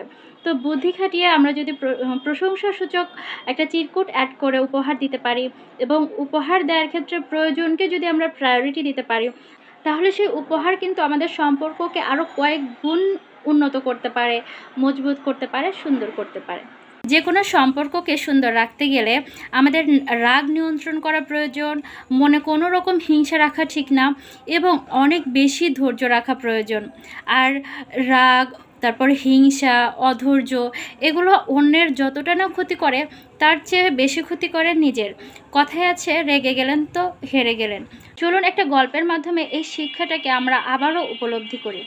একদিন এক দম্পতির মধ্যে অনেক বেশি ঝগড়াঝাটি, স্বামী তার স্ত্রীকে অনেক বেশি গালিগালাজ করে এবং এভাবে তাদের একটা দূরত্ব তৈরি হয়, যেটা প্রায় 3 দিন যাবৎ চলমান থাকে। তখন 3 দিনের পর হচ্ছে স্ত্রী ভাবে যে এখন স্বামীর সাথে সব কিছু ঠিকঠাক করে নেই। তো তখন স্ত্রী স্বামীর সাথে সব কিছু মিটমাট করতে গেলে তার স্বামী আরও ফায়ার হয়ে যায়, সে আরও বাজে ব্যবহার করে। তারপরেও স্ত্রী ধৈর্য ধারণ করে। তারপর এভাবে 7 দিন চলে যাওয়ার পরে স্ত্রী 7ম দিনের দিন ভাবে যে তার হচ্ছে একটা সুখবর আসে। ভাবে যে এটা তার হাজব্যান্ডের সাথে শেয়ার করলে তার হাজব্যান্ড হয়তোবা অনেক বেশি খুশি হবে। যে কারণে সে আবারও যায় সব কিছু ঠিক করতে এবং হাজব্যান্ডকে জানায় যে তার স্ত্রীর হচ্ছে প্রমোশন হয়েছে। অথচ এই যে স্ত্রীর সাথে তার মনোমালিন্য চলছিল, এই সময়টাতে হাজব্যান্ড হচ্ছে নিজে তো অনেক বেশি রাগান্বিত ছিল। তারপর হচ্ছে স্ত্রীর প্রতি বিরক্ত ছিল, যে কারণে তার হচ্ছে অফিসের কাজকর্মে মনোযোগ ছিল না। অফিসের কাজে একের পর এক ভুল করতে থাকে আর অফিসে বসের কাছে হচ্ছে অনেক বেশি বকা খেতে থাকে। তো এই যে বসের বকা খাচ্ছে, এটাও তার মনের মধ্যে স্ত্রীর প্রতি খুব সৃষ্টি করে দেয়। তো এমত অবস্থায় সে যখন তার স্ত্রীর খুশির সংবাদটা শোনে যে তার স্ত্রীর প্রমোশন হয়েছে, সে খুশি না হয়ে আরও বিরক্ত হয় যে এই মেয়ের জন্য আমি প্রতিদিন বকা খাচ্ছি আর ওর এত বেশি উন্নতি হচ্ছে। মানে হাজব্যান্ডের মনে অনেক বেশি হিংসা চলে আসে। এই যে সে এত বেশি রাগান্বিত ছিল, এতে কিন্তু তার নিজেরই ক্ষতি হলো, হাজব্যান্ডের নিজেরই ক্ষতি হলো। আবার সে নিজের ভুলটা না দেখে যে আমি কেন এত রাগান্বিত হচ্ছি, রাগটাকে নিয়ন্ত্রণে আনি বা রাগটা বাদ দেই, এটা না করে সে আরও বেশি ফায়ার হচ্ছিল স্ত্রীর উপর, যে কারণে তাদের সম্পর্কের মধ্যে আরও ঝামেলা বাড়ছিল। তো স্ত্রী যখন তাকে হচ্ছে সে সুসংবাদটা দেয়, তখন সে তো হিংসায় একদম অবস্থা খারাপ। সে স্ত্রীর সাথে আরও বেশি খারাপ আচরণ করে, যে এমনকি এক পর্যায়ে গিয়ে সে হচ্ছে স্ত্রীকে শর্ত দেয় স্ত্রী যেন আর জব করতে না যায়, জব করতে দিবে না। তো স্ত্রী তো এটা কিছুতেই মেনে নিবে না। স্ত্রী কোনো কথা না বাড়িয়ে ওই দিন হচ্ছে তার বাবার বাড়িতে চলে যায়। তখন হাজব্যান্ড আরও বেশি রাগান্বিত হয় যে ও আমার কথা শুনলো না। মানে সব কিছুতে শুধু স্ত্রীর দোষ দেখছিল সে।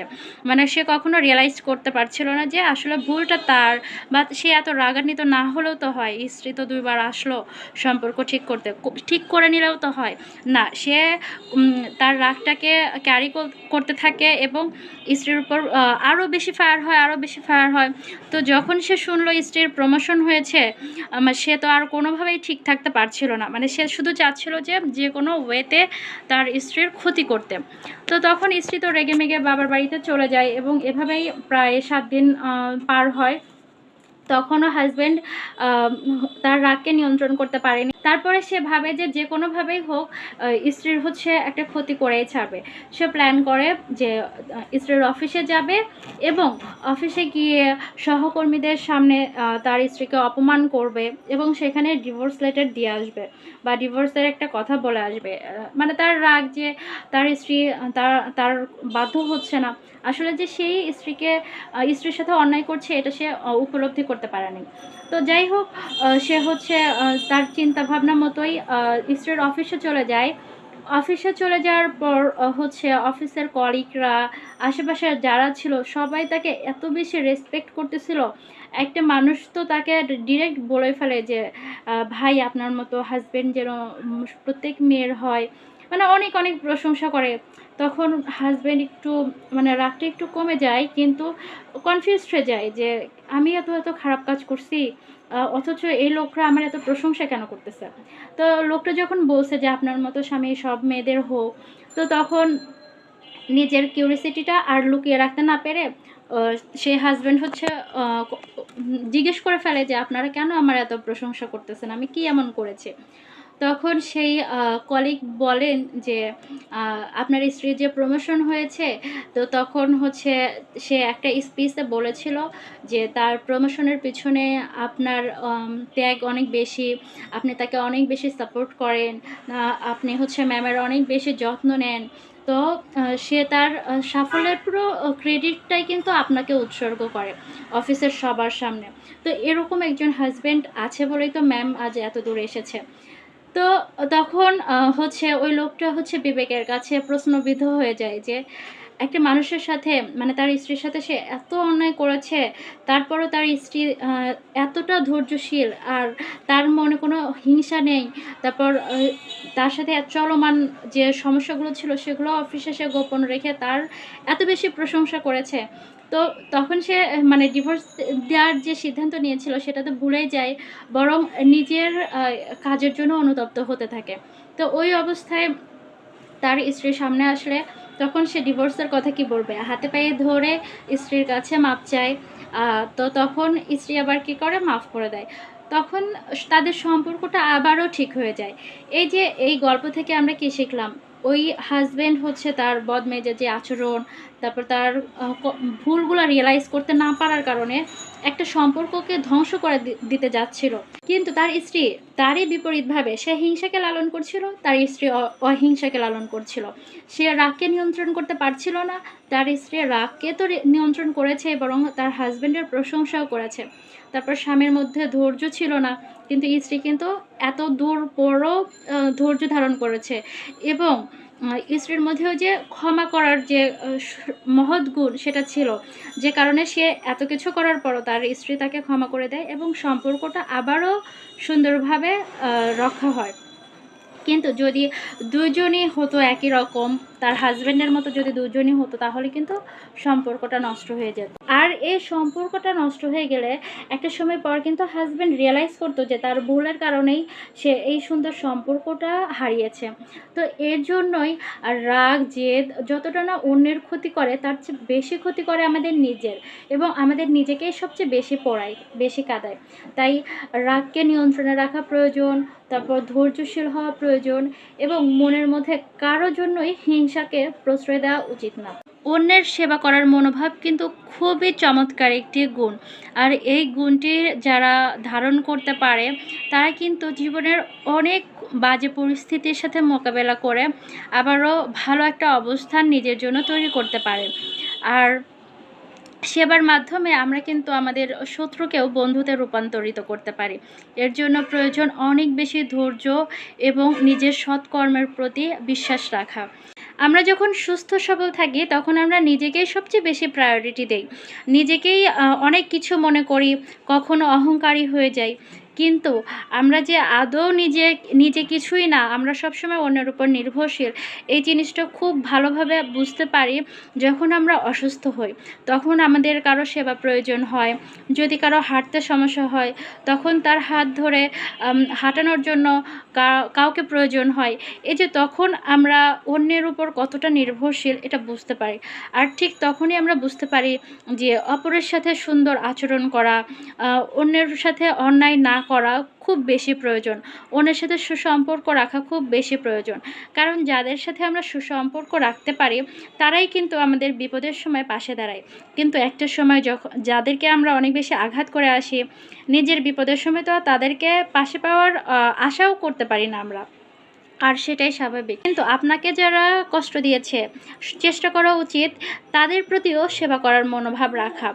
একটা উদাহরণ দিয়ে যদি বোঝাই, এক শাশুড়ি ছিল খুব বদমেজাজি, এবং এমন কোনো মানে কষ্টদায়ক আচরণ ছিল না যেটা সে তার পুত্রবধূর সাথে করতো না।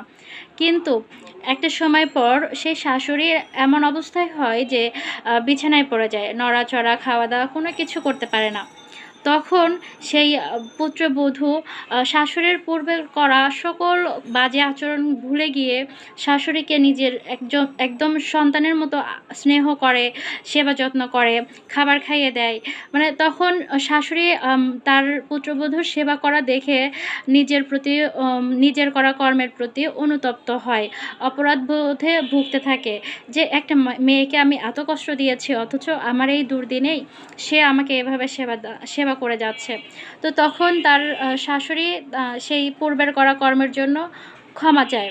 তো এই যে মেয়েটা তার শাশুড়ির করা অন্যায়গুলো ভুলে গিয়ে সেবা করলো, এটা কিন্তু সহজ বিষয় না। অনেক বেশি ধৈর্য থাকলে, মনে অনেক বেশি সততা থাকলে এবং ভালো মনের অধিকারী হলে তবেই এ ধরনের আচরণ করা সম্ভব। কিন্তু যারা এটা করতে পারে তারা আবার কতটা লাভবান হয় দেখেন। কারণ এই মেয়েটা এতটা ধৈর্যশীল ছিল বলেই কিন্তু ওই যে দিন শেষে তার শাশুড়ি তাকে শত্রু মনে করলেও একটা সময় পর গিয়ে বন্ধু ভাবতে শুরু করে।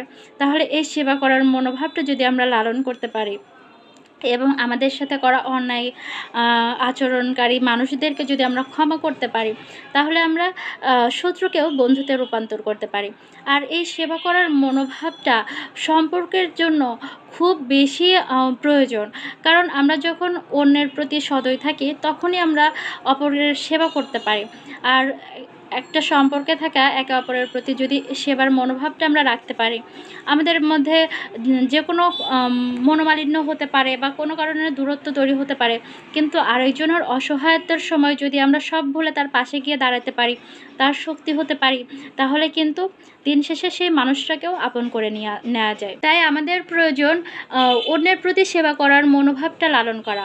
আর সবচেয়ে বড় কথা হলো, আমরা এই পার্থিব জীবনে যত কিছুই করি না কেন, যত রাজা বাদশাহী হয়ে যাই না কেন, আমাদের যতই ক্ষমতা থাকুক না কেন, যতই টাকা পয়সা থাকুক না কেন, একটা কঠিন বাস্তবতা হচ্ছে আমরা অন্যের উপর নির্ভরশীল।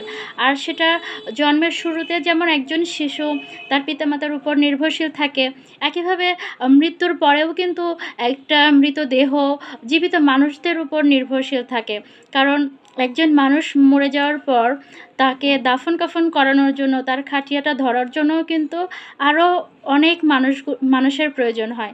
তো আমরা যদি মানুষের প্রতি এমন আচরণ করতে থাকি আমাদের ক্ষমতার প্রয়োগ ঘটিয়ে, যে কারণে মানুষ আমাদেরকে এতটা ঘৃণা করে যে আমাদেরকে শেষ বিদায়টা দিতেও তারা নারাজ, তাহলে কিন্তু আমাদের মৃতদেহ ঠিকমতো দাফন কাফনও হবে না। তো আমরা আসলে যতই ক্ষমতাবান হই না কেন, দিন শেষে আমরা অন্যের সাহায্য ছাড়া চলতে পারি না। তাই আমাদের নৈতিক গুণগুলো চর্চা করা প্রয়োজন এবং অনেক বেশি মানবিক হওয়া প্রয়োজন। অন্যকে সম্মান করতে পারা নিজের চারিত্রিক গুণাবলীর অন্যতম বৈশিষ্ট্য। আমরা প্রত্যেকেই অন্যের কাছে সম্মানিত হতে পছন্দ করি, ভালোবাসি। কেউ আমাদেরকে অসম্মান করলে বা কোনো অসম্মানিত স্থানে আমরা দ্বিতীয়বার যেতে পছন্দ করি না। তাহলে আমরা যদি অন্য কাউকে অসম্মান করি, সেই মানুষটার কাছে কিন্তু আমরা নিজেরাও অপছন্দের হয়ে দাঁড়াই। আর অন্যকে সম্মান করা সেই মানুষের কাজ যে নিজেকে সম্মান করে। যে নিজেকে সম্মান করতে জানে, সে জানে অন্যকে সম্মান করার মূল্য কতটা। আমাদের সাথে কারো মতের মিল নাও হতে পারে, পছন্দের মিল নাও হতে পারে। আপনার পছন্দ সাদা রং হতে পারে, অন্যজনের কালো রং পছন্দ হতেই পারে, এটা খুবই স্বাভাবিক। আমরা প্রত্যেকটা মানুষ আলাদা, আমাদের রুচি আলাদা, আমাদের ব্যক্তিত্ব আলাদা, সে অনুযায়ী আমাদের পছন্দ ভিন্ন ভিন্ন হতে পারে, আমাদের চিন্তাভাবনার ধরন ভিন্ন ভিন্ন হতে পারে। একটা ফেসবুকের পোস্টে কেউ হাহা দেয়, কেউ লাভ রিয়াক্ট দেয়, কেউ লাইক দেয়, কেউ কেয়ার রিয়াক্ট দেয়। পোস্ট কিন্তু একটাই, কিন্তু এক একজন এক একভাবে গ্রহণ করে। এখন আমরা যদি আরেকজনের জীবন নিয়ে দৃষ্টিভঙ্গিকে অসম্মানিত করি, এর মানেই যে আমরা সঠিক তা না। আবার অন্যের পছন্দের রং, অন্যের পছন্দের পোশাক নিয়ে যদি আমরা হেয় করি, এর মানে এই নয় যে আমাদের পছন্দই সেরা। কিন্তু যে মানুষ উন্নত রুচিসম্মত মার্জিত, সে অন্যের পছন্দ অপছন্দকে সম্মান করতে জানে। তার অন্যের পছন্দটাকে নিজের মধ্যে ধারণ করতে হবে এমন কোনো কথা নেই, কিন্তু অন্যের পছন্দের ক্ষেত্রে নিজে বাধা হয়ে যাওয়া, কটূক্তি করা, অন্যকে সবসময় ছোট করার চেষ্টা করা, এটা খুবই গর্হিত কাজ। আর যে ব্যক্তি নিজেকে ভালোবাসে, নিজের প্রতি সম্মান রাখে, সে নিজেকে যেমন অসম্মানিত হতে দেখতে পছন্দ করে না, একইভাবে এটাও পছন্দ করে না যে তার কোনো কর্মের দ্বারা, তার কোনো কথার দ্বারা অন্য একজন অসম্মানিত হোক। হামেশাই অন্যকে ছোট করার জন্য অনেক বেশি তৎপর হয়ে যায়। হতে পারে আমাদের কটূক্তি দ্বারা কাউকে হচ্ছে হেয় করছি বা আহ, ক- অন্য একটা মানুষের কোনো একটা দুর্বলতা আমরা জানি, সেটা আরও 10 জনের কাছে প্রচার করে দিয়ে খুব বেশি মজা পাচ্ছি। এটা আসলে আমাদের মানবিকতা যে নষ্ট হয়ে যাচ্ছে, আমাদের নৈতিক মূল্যবোধের যে অবক্ষয় ঘটছে, তারই বহিঃপ্রকাশ। এর মাধ্যমে আমরা অন্যকে যে ছোট করছি, সেই ছোট করার মাধ্যমে নিজে বড় হওয়া যায় না। আরেকটা কথা আছে, আমরা অন্যের মধ্যে আসলে নিজেকে দেখি। যার দৃষ্টিভঙ্গি সুন্দর, যে সুন্দর চিন্তাভাবনা করে, সে প্রত্যেকটা মানুষকে ইতিবাচকভাবে গ্রহণ করে, প্রত্যেকটা মানুষের দৃষ্টিভঙ্গিকে সমর্থন জানায়, বা কিছু ক্ষেত্রে তার মতের সাথে অমিল হলেও সে শ্রদ্ধা বজায় রেখেই তার নিজের মতটাকে প্রকাশ করতে পারে। অন্যকে অসম্মান করে কখনো নিজে বড় হওয়া যায় না। আর অসম্মান তারাই করতে পারে যারা হচ্ছে অসম্মানিত স্থানে আর অধিকারী। যারা সম্মানিত স্থানের ব্যক্তি, তারা অন্যকে অসম্মানিত করার মতো ছোট কাজ নিয়ে ব্যস্তই থাকে না, তাদের সময়ের অনেক বেশি মূল্য। তাই আমাদের উচিত অন্যকে অসম্মান না করা, আমাদের কথা দ্বারা, আমাদের কাজ দ্বারা, আমাদের আচরণ দ্বারা যেন অন্য কেউ কষ্ট না পায়, সে জায়গায় আমাদের সচেতন হওয়া প্রয়োজন। একজন ভালো মানুষ হিসেবে আমাদের উচিত মানবিকতার চর্চা করা, আমাদের নিজেদের মধ্যে সহানুভূতি ও সহমর্মিতার মতো গুণাবলীর চর্চা করা প্রয়োজন। সহানুভূতি আর সহমর্মিতা শব্দ দুটি কিছুটা একই রকম শোনা গেলেও এর মধ্যে সূক্ষ্ম একটা পার্থক্য আছে। সেটা হচ্ছে, সহানুভূতি হলো যদি কেউ একজন কষ্ট পায় বা হতাশ থাকে, তাকে মানসিকভাবে সমর্থন জানানো বা তার দুঃখে তাকে সমবেদনা জানানো, এটা হচ্ছে সহানুভূতি। আর সহমর্মিতা হচ্ছে আরেকটু গভীর। মনে করি যে অন্য একটা মানুষ কোনো কারণে কষ্ট পাচ্ছে বা কোনো অসুস্থতায় সে হাঁটতে পারছে না, সেই সময়টাতে আমরা যখন তার কষ্টটা উপলব্ধি করতে পারি নিজের কষ্ট মনে করে, আমরা যদি মনে করি যে আহারে সে হচ্ছে হাঁটতে পারছে না, আমিও যদি মানে আমারও যদি এমন অবস্থা হতো, আমারও না জেনে হাঁটতে কতটা কষ্ট হতো, বা সে যে হাঁটতে কষ্টটা পাচ্ছে, সেখানে আমার নিজেরও মনটা ব্যথিত হচ্ছে। এই যে অপরের কষ্টটাকে নিজের কষ্ট বলে মনে করা, অপরের পরিস্থিতি অবস্থানের জায়গায় নিজেকে দাঁড় করিয়ে কল্পনা করা বা অনুভব করা, এটা হচ্ছে সহমর্মিতা। সহানুভূতির জায়গা থেকে আমরা মানুষকে সাহায্য করতে পারি, সমবেদনা জানাতে পারি, কিন্তু সহমর্মিতার জায়গাটা আসলে আমরা অপরের মনের মধ্যে প্রবেশ করে ফেলতে পারি।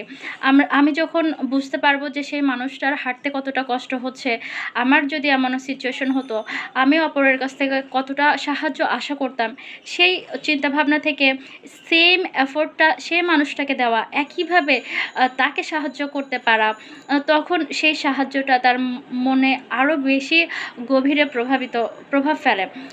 তো এই সহানুভূতি বা সহমর্মিতার মতো ভালো গুণগুলো আমাদের চর্চা করা প্রয়োজন। এই গুণগুলো যদি আমাদের মধ্যে থাকে, তাহলে আমরা অন্যকে আঘাত করার আগে একবার ভাববো যে সেম আঘাতটা আমার হলে কেমন লাগতো, অন্যের বিপদে সাহায্য করতে যাব, কারণ আমরা উপলব্ধি করতে পারবো একই বিপদ যদি আমার হতো তাহলে কেমন লাগতো। তারপর আমরা যখন একে অপরকে সহানুভূতি জানাতে পারবো, তখন অপরজন বিপদে একটা আশ্বাস পাবে, ভরসা পাবে। একইভাবে সেম জিনিসটা যখন আমাদের দিকে ফিরে আসবে, আমরা যখন কোনো একটা বিপদে পড়বো, কেউ একজন আমাদেরকে সহানুভূতি দেখাবে, ওই সময়টা আমরা কিন্তু বিপদ বা হতাশাগ্রস্ত সময় থেকে খুব সহজে বের হতে পারবো। আর এই সুন্দর সুন্দর গুণগুলোর চর্চা আমাদের মধ্যে রাখা প্রয়োজন, সেগুলো আমাদের প্রয়োগ করা প্রয়োজন ব্যক্তিগত সম্পর্কের ক্ষেত্রে, কর্মক্ষেত্রে, মানবিক ক্ষেত্রে, রাস্তায় হোক, অফিসে হোক, পরিবারে হোক, যে কারো বিপদে বা তার কষ্টে নিজে কষ্ট অনুভব করা, কেউ না খেয়ে থাকলে ওই সময়টা নিজে উপলব্ধি করা যে আমিও যদি এখন না খেয়ে থাকতাম তাহলে আমার কি কষ্ট হতো, সেই উপলব্ধি থেকে অপরকে সাহায্য করা। এই যে একটা ছোট ছোট দিক যখন আমরা নিজেদের মধ্যে ধারণ করতে থাকি, তখন আরও অসংখ্য ভালো দিক কিন্তু আমাদের মধ্যে আপনা আপনি চলে আসতে থাকে। তাই আমাদের উচিত অন্ততপক্ষে কিছু কিছু ভালো দিক নিজের মধ্যে ধারণ করা, যেন সেই একটা ভালো দিক থেকে আরও 10টা আমাদের মধ্যে গড়ে উঠতে পারে। একই সাথে আমাদের মধ্যে যখন মানবিকতা, সহানুভূতি, সহমর্মিতার মতো গুণগুলো যদি সবার মধ্যে গড়ে ওঠে, তাহলে কিন্তু আমাদের সমাজের অনেক অন্যায়, অপরাধ বিলীন হয়ে যাবে। তারপর অনেক গর্হিত কাজ কিন্তু আমাদের সমাজ থেকে বিলীন করা সম্ভব হবে যদি আমরা এই গুণগুলো চর্চা করি। তবে এই গুণগুলোর চর্চা প্রথমত পরিবার কেন্দ্রিক হওয়াটা প্রয়োজন। পরিবার থেকে যদি আমরা এই ভালো জিনিসগুলো শিখতে পারি, শিশুদেরকে শেখাতে পারি, একটা সুস্থ সামাজিকীকরণ যদি তাদেরকে দেয়া যেতে পারে, তাহলে কিন্তু তারা খুব ভালো মানুষ হিসেবে গড়ে উঠবে এবং আগামী সমাজটা অনেক বেশি সুন্দর হতে পারবে। শরীরের ব্যথায় আমরা ওষুধ খাই, কিন্তু মনের ব্যথা আড়ালে বয়ে বেড়াই। মনের যত্নে আমরা বরাবরই অবহেলা করি। শারীরিক মৃত্যুর অনেক আগেই মনের মৃত্যু ঘটে প্রিয়জনের দেওয়া অবহেলায়, আঘাতে। পৃথিবীতে হাজারো মানুষ আছে যারা কোনো মতে শুধু বেঁচে আছে, কিন্তু তাদের মনের মৃত্যু ঘটেছে অনেক আগেই প্রিয়জনের দেয়া অবহেলায়, প্রিয়জনের দেয়া আঘাতে। আর এই মনের যত্নেই হলো মানসিক যত্ন। মানসিকভাবে একটা মানুষ যদি অসুস্থ হয়ে যায়, ভেঙে পড়ে, তাহলে সেটা পূরণ করা বা তাকে আবারও পূর্বের অবস্থায় ফিরিয়ে নিয়ে আসা প্রায় অসম্ভব বলা চলে। আর শারীরিক যে কোনো অসুস্থতায় হয়তোবা সঠিক চিকিৎসা মিললে সুস্থতা ফিরিয়ে আনা সহজ, কিন্তু মনের অসুস্থতায় যদি একবার চির ধরে, সেটা পূরণ করা প্রায় অসম্ভব। তাই মনের যত্ন নেওয়া প্রয়োজন।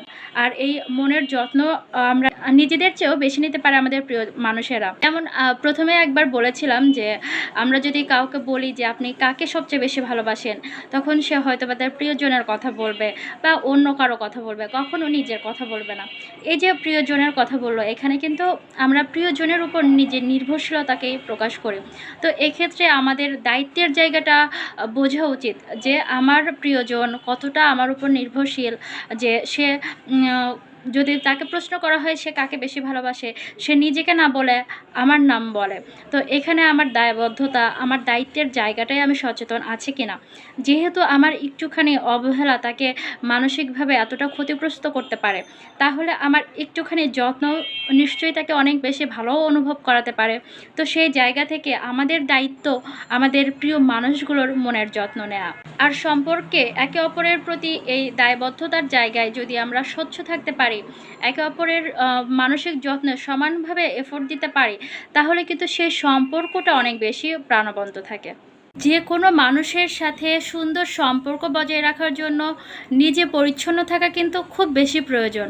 কারণ মনে করুন আপনি বাজার থেকে অনেক দামি দামি শাকসবজি নিয়ে আসলেন, অনেক দামি দামি মাছ নিয়ে আসলেন, এখন আপনি কি কখনো সেগুলো পরিষ্কার না করেই রান্না করে ফেলেন? আর যদি সেটা করেও ফেলেন, তাহলে সেই খাবারে কিন্তু অনেক বেশি ময়লা থাকবে, অনেক বেশি ধুলাবালি থাকবে।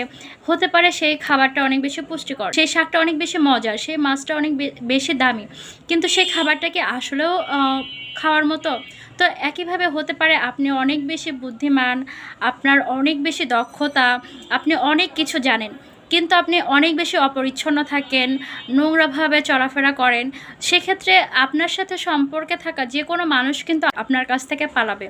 তাই নিজের যত্ন নেওয়া প্রয়োজন, যতটা সম্ভব নিজে পরিপাটি এবং গোছানো থাকা প্রয়োজন, পরিষ্কার পরিচ্ছন্ন থাকা প্রয়োজন। যেমন আপনি যদি আপনার ঘরের সবচেয়ে দামি প্লেটটাতে একজনকে খাবার খেতে দেন, যেটা আপনি অনেক যত্নে অনেক বছর আগে ধুয়ে মুছে রেখে দিয়েছিলেন, আর তারপর মেহমান আসার পরে সেটা না ধুয়েই তার সামনে দিলেন যে এটাতে সে খাবে, কিন্তু আপনি ভাবলেন যে এটা তো অনেক দামি প্লেট, অনেক আগে তো ধুয়ে মুছে রেখেছিলাম, এখন আর মোছার দরকার নেই, ধুলোবালি পড়লে কি হয়েছে। আবার একই পাশে তাকে হচ্ছে আরেকটা নর্মাল একটা প্লেট দিলেন যেটাতে আপনারা প্রতিদিন খাবার খান, কিন্তু যেহেতু এটার দাম কম, আপনি প্রতিদিন খাবার খাচ্ছেন, আবার তাকে দেওয়ার আগেও ধুয়ে দিলেন। সেক্ষেত্রে মেহমান কিন্তু আপনার সেই দামি প্লেটে খাবার নিতে রাজি হবে না, বরং সে পছন্দ করবে যে ভাই দামি প্লেটে দেওয়ার চেয়ে আমাকে নর্মাল প্লেটে দেন।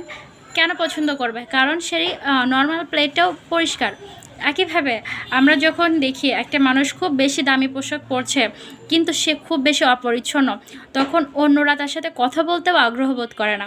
বিপরীত ক্ষেত্রে দেখা যায় যে অন্য একজন মানুষ খুব সাধারণ কিছু পোশাক পরেছে যেটার দাম খুবই কম, কিন্তু সেটা খুবই নিট অ্যান্ড ক্লিন। সেক্ষেত্রে মানুষ কিন্তু তার সাথে চলাফেরা করতে পছন্দ করে। তাই যে কোনো সম্পর্কের ক্ষেত্রে নিজে পরিষ্কার পরিচ্ছন্ন থাকাটাও খুব বেশি গুরুত্বপূর্ণ। আর এটা শুধু অন্যের সাথে সম্পর্ক রক্ষার ক্ষেত্রে না, নিজে সুস্থ থাকার জন্য পরিচ্ছন্ন থাকা প্রয়োজন। কারণ অপরিচ্ছন্নতা, নোংরা আবর্জনা এগুলো থেকেও আমরা মানসিক এবং শারীরিকভাবে অসুস্থ হয়ে যাই। নিজে যদি আমরা শারীরিক এবং মানসিকভাবে সুস্থ থাকতে চাই, তাহলে আমরা সর্বাত্মক পরিষ্কার পরিচ্ছন্নতার দিকে সচেতন হব। খুব ছোট্ট ছোট্ট ভুল বোঝাবুঝি থেকেও একটা ভালো সুন্দর সম্পর্ক ভেঙে যেতে পারে, নষ্ট হয়ে যেতে পারে। এজন্য আমাদের অনেক বেশি সচেতন থাকা প্রয়োজন। সবসময় অনুভব করা প্রয়োজন যে নিজের কোনো ভুল হচ্ছে কিনা। আমরা কিন্তু অনেক সময় নিজের চোখেও ভুল দেখি, নিজের কানেও ভুল শুনে থাকি। যদিও কথাটা সহজে বিশ্বাসযোগ্য নয় যে নিজের কানে আবার ভুল শুনবো, নিজের চোখে ভুল দেখবো, এটা কিভাবে সম্ভব?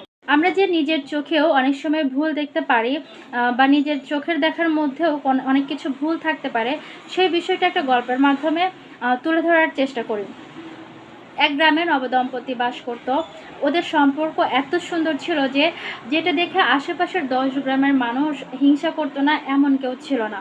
তো তারা অনেক চেষ্টা করত তাদের সম্পর্কটা নষ্ট করে দেওয়ার, কিন্তু যেহেতু তাদের সম্পর্কের ভিত্তি মজবুত ছিল, একে অপরের প্রতি বিশ্বাস ছিল, তাই তারা অন্যদের কোনো রকম কথায় কান দিত না।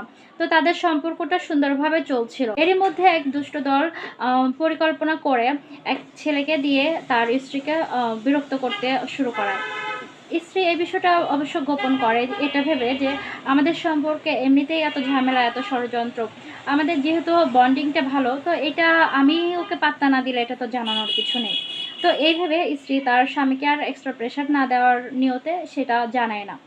ওদিকে দুষ্ট লোকেরা তার স্বামীকে সেই ডিস্টার্ব করা ছেলেটির সাথে জড়িত করে একটা বাজে কথা বলে। তখন তার স্বামী তো রেগে ফায়ার হয়ে যায় এবং বলে যে ঠিক আছে, তোমরা আমাকে প্রমাণ দাও দেখি। তখন তারা একটা দুষ্ট পরিকল্পনা করে, কিন্তু ঘটনাক্রমে সেই দুষ্ট পরিকল্পনায় দুষ্ট লোকেরা সফল হয়। সেটা হলো তারা একদিন তার সেই হাজব্যান্ডকে গাছের আড়ালে লুকিয়ে রাখে, যে দেখেন আপনার ওয়াইফ এই সময় হচ্ছে ওর সাথে দেখা করতে আসতেছে।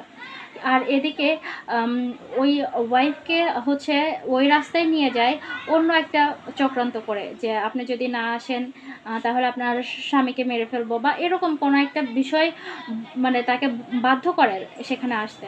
তো সেখানে আসার পরে হচ্ছে ওই দুষ্ট ছেলেটা মেয়েটার হাতে একটা ফুল দেয়, ফুল দিয়ে প্রপোজ করে। মেয়েটা কী করে, ফুলটা নেয়। এখন তার হাজব্যান্ড হচ্ছে পিছন থেকে দেখে যে মেয়েটা ফুলটা হাতে নিল। এটা দেখেই তার হাজব্যান্ড ভাবে যে দুষ্ট লোকেরা তো তাহলে ঠিকই বলেছে, ও যদি ভালোই হতো তাহলে ফুলটা কেন হাতে নিল। তো এটা দেখা মাত্র তার হাজব্যান্ডের আর ক্ষমতা ছিল না, মানসিক অবস্থা ছিল না যে সেখানে দাঁড়িয়ে বা এরপরে কি হয় সেটা দেখার। এই মেয়েটা যে ফুলটা হাতে নিল এটা দেখেই তার হাজব্যান্ড সাথে সাথে মনের কষ্টে বাড়ি ফিরে গেল। এদিকে কি ঘটলো, মেয়েটা ফুলটা হাতে নিয়েছে ঠিকই, কিন্তু ওই ফুলটা কিন্তু ছুঁড়ে ফেলে দিয়েছে। তারপর ওই ছেলেটাকে অনেক বকাঝকা করে চলে এসেছে। কিন্তু এখানে আসলে দুষ্ট লোকেরা কোইন্সিডেন্টলি সফল হয়ে যায় যে তারা দেখাতে পারে যে মেয়েটা আসলে ফুলটা হাতে নিল, এটা ঘটনাক্রমে ঘটে যায়। তো তখন স্ত্রী ভাবে যে কি ব্যাপার, এতদিন ডিস্টার্ব করতো, এখন আবার রাস্তাঘাটে এরকম, এটা তো বড় সিক্রেট করে ফেললো, এটা তো আমার হাজব্যান্ডকে জানাতেই হবে।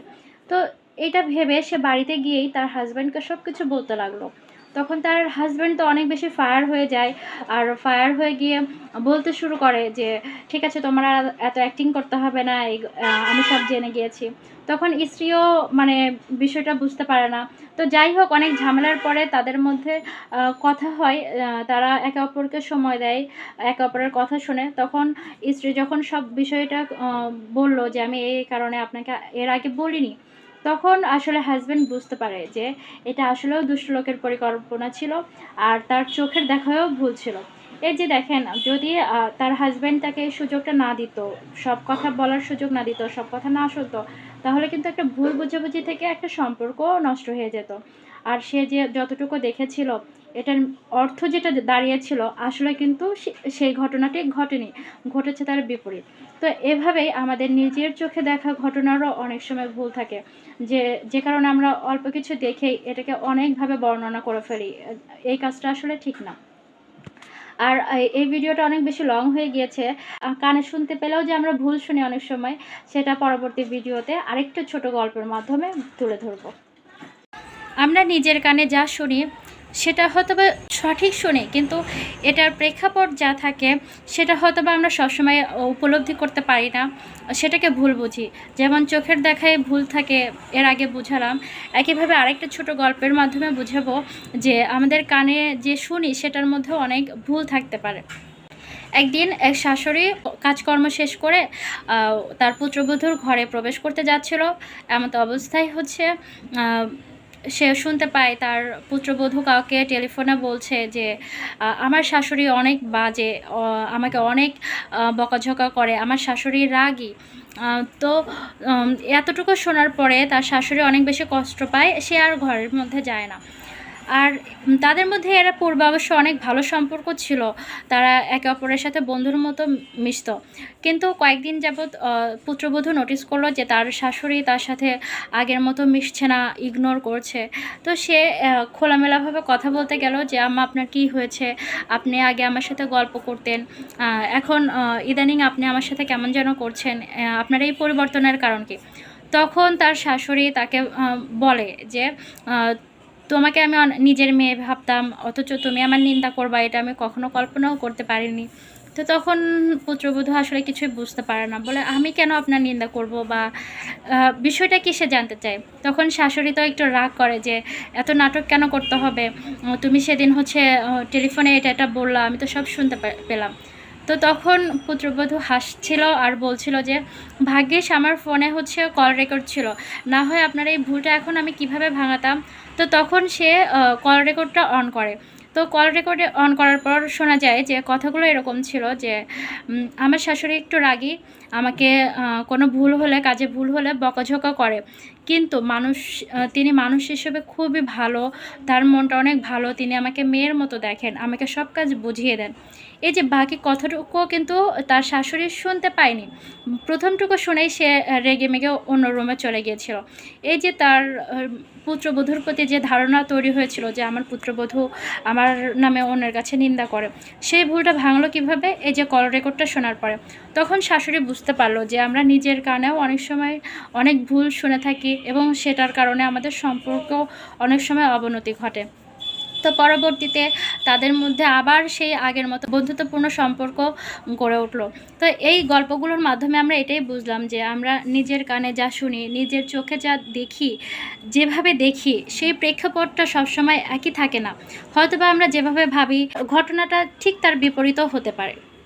তো এই চোখের দেখা ভুল বা কানের ভুল শুনতে পাওয়া, এগুলোর মাধ্যমেও কিন্তু অনেক সুন্দর সুন্দর সম্পর্ক নষ্ট হয়ে যায়। তাই আমাদের সবসময় সচেতন থাকা উচিত যে আমি যা থিঙ্কিং করছি, আমি যা ভাবছি, আসলেও কি ঘটনাটা তাই, নাকি আমি একটু বেশি ভাবছি, বা আমার ভাবনার মধ্যেও কখনো কখনো ভুল থাকতে পারে। এভাবে যদি আমরা চিন্তা করতে পারি তাহলে কিন্তু আমাদের সম্পর্কের অনেক জটিলতা সহজ সরল হয়ে যায়। একটা সুন্দর সম্পর্ক নষ্ট হয়ে যেতে পারে ছোট্ট একটা ভুলের কারণে, আর সেটা হচ্ছে অন্যের সাথে তুলনা করা। আমরা কেউই চাই না যে আমাদের নিজের সাথে অন্য কারো কম্পেয়ার হোক। তো একইভাবে আমাদের সঙ্গীও চায় না যে তার সাথে অন্য কারো কম্পেয়ার করে আমরা হচ্ছে তাকে ছোট করি। তাই আমাদের কখনোই উচিত নয় অন্য কারোর সাথে নিজের সঙ্গীকে, স্বামীকে হোক বা স্ত্রীকে হোক, তুলনা করা। অথবা এটা এমন হতে পারে যে নিজের বাবা মার সাথে অন্যের বাবা মার তুলনা করে তাদেরকে ছোট করা, যে তার বাবা মা এত ভালো, তোমরা না। এই তুলনাটা আমাদের কখনোই করা উচিত না। আবার বন্ধুত্বের ক্ষেত্রেও অমুকের বন্ধু এত কিছু করে, এত কিছু উপহার দেয়, তুই তো দিস না।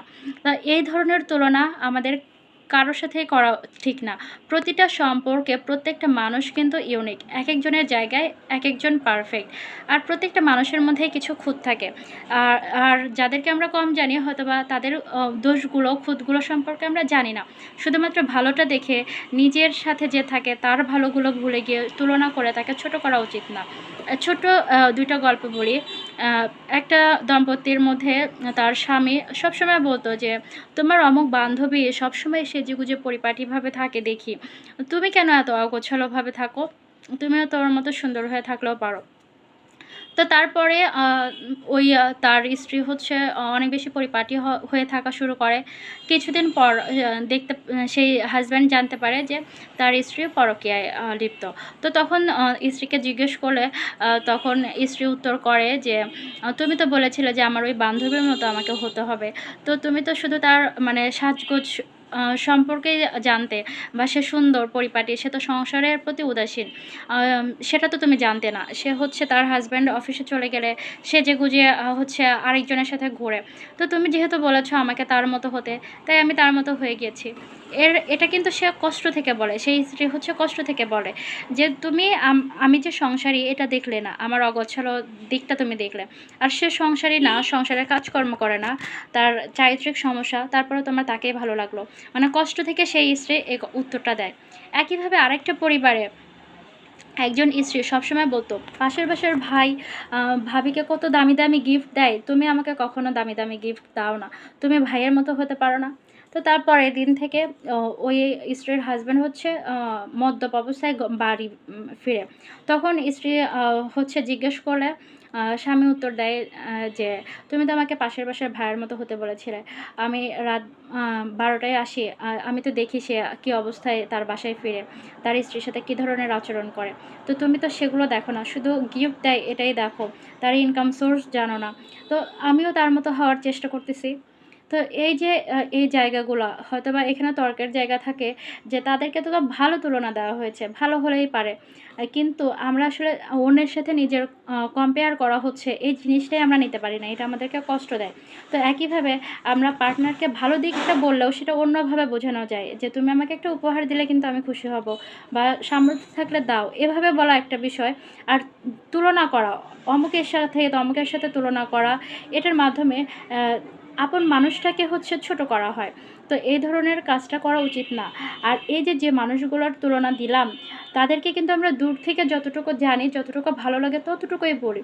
তাদের ভিতরেও যে অনেক বেশি খারাপ দিক থাকতে পারে সেটা কিন্তু আমরা জানি না। তাই নিজে যার সাথে থাকে, নিজের সাথে যে সম্পর্কে জড়িত থাকে, আমাদের উচিত সবসময় তার ভালো দিকটা দেখে তার প্রতি সন্তুষ্ট থাকা, এবং তার যে দিকগুলো আমরা চাই যে থাকুক কিন্তু নেই, তারপরেও সেটার সাথে অ্যাডজাস্ট করে নেওয়াই আমাদের উচিত। আর প্রতিনিয়ত যখন আমরা অন্যের সাথে তুলনা করি আমাদের প্রিয় মানুষকে, এটা কিন্তু এক ধরনের মানসিক কষ্টের সৃষ্টি করে। আর সেই মানসিক কষ্ট থেকে সম্পর্কের দূরত্ব তৈরি হয়, যে আমি যার সাথে আবদ্ধ আছি সে আমার প্রতি সন্তুষ্ট না, সে আমার চেয়ে বেটার অন্যকে মনে করে। তখন সেই মানুষটা প্রিয়জনের কাছে নিজেকে প্রকাশ করতে পারে না, তখন নিজেকে গুটিয়ে রাখে। এভাবে কিন্তু সে একটা হীনমন্যতায় ভোগে, অনেকে এই ট্রমা থেকে মানসিক রোগীও হয়ে যেতে পারে। তো আমাদের এই ধরনের ছোট ছোট কাজ, যেটা আমাদের মনে হচ্ছে আহামরি ক্ষতিকর না, আসলেও এর প্রভাব কতটা ভয়ানক হতে পারে এটা উপলব্ধি করে আমাদের উচিত যে কোনো সম্পর্কেই আমাদের সাথে সম্পর্কিত মানুষকে অন্য কারোর সাথে তুলনা করে ছোট না করা। একটা সুন্দর সম্পর্ককেও ধ্বংস করে দিতে পারে অসুস্থ বিনোদন। আর অসুস্থ বিনোদন হচ্ছে অন্যকে ছোট করে মজা নেওয়া, বা আপনার সাথে জীবনের সাথে জড়িত যে সঙ্গী রয়েছে তাকে জনসম্মুখে ছোট করা, বা এমন কোনো কথা বলে বিদ্রূপ করা যেটাতে সে লজ্জিত হয়। অথবা আপনাদের একান্ত ব্যক্তিগত ক্ষেত্রে কিছু মজার বিষয় থাকতেই পারে, সেটা যখন আরও 10 জনের সামনে বলে ফেলা হয়, সেই মানুষটা হয়তোবা সেই পরিস্থিতির সাথে অ্যাডজাস্ট করতে পারছে না, বা তার আত্মসম্মানে আঘাত লাগছে। তো এই ধরনের কাজ করে পৈশাচিক বিনোদন নেওয়া, এটাই হচ্ছে অসুস্থ বিনোদন। আর এই অসুস্থ বিনোদনের কারণে অনেক সম্পর্ক ভেঙে যায়। যেমন একটা মানুষ তার জীবনসঙ্গীকে যেভাবে ট্রিট করে, সেই পরিবারের সবাই কিন্তু তাকে সেভাবে ট্রিট করে। যেমন কোনো স্ত্রী যদি বাবার বাড়ি গিয়ে সবসময় স্বামীকে ছোট করে, তাহলে সেই পুরুষ কিন্তু শ্বশুরবাড়িতে গিয়ে প্রপার সম্মানটা পায় না।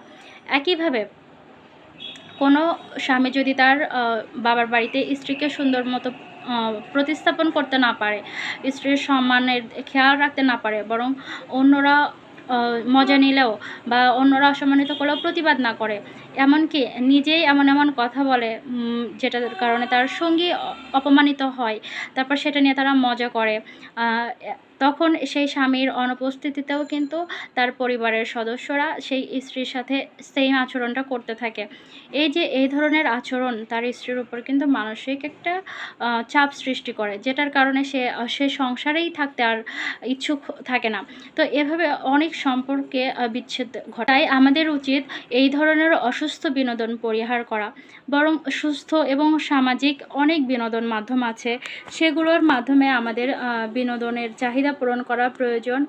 আর অসুস্থ বিনোদন যারা নেয় তাদের আসলে মূল্যবোধের অবক্ষয় ঘটেছে বলেই ধরা যায়।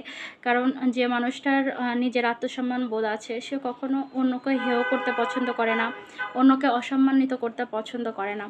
আর যখন আমরা একে অপরকে বুঝবো, নিজেদের সম্মান বজায় রেখে বিনোদন নিব, তখন কিন্তু সেই বিনোদনটাও গ্রহণযোগ্য হবে এবং আমাদের সম্পর্কেরও উন্নয়ন ঘটবে।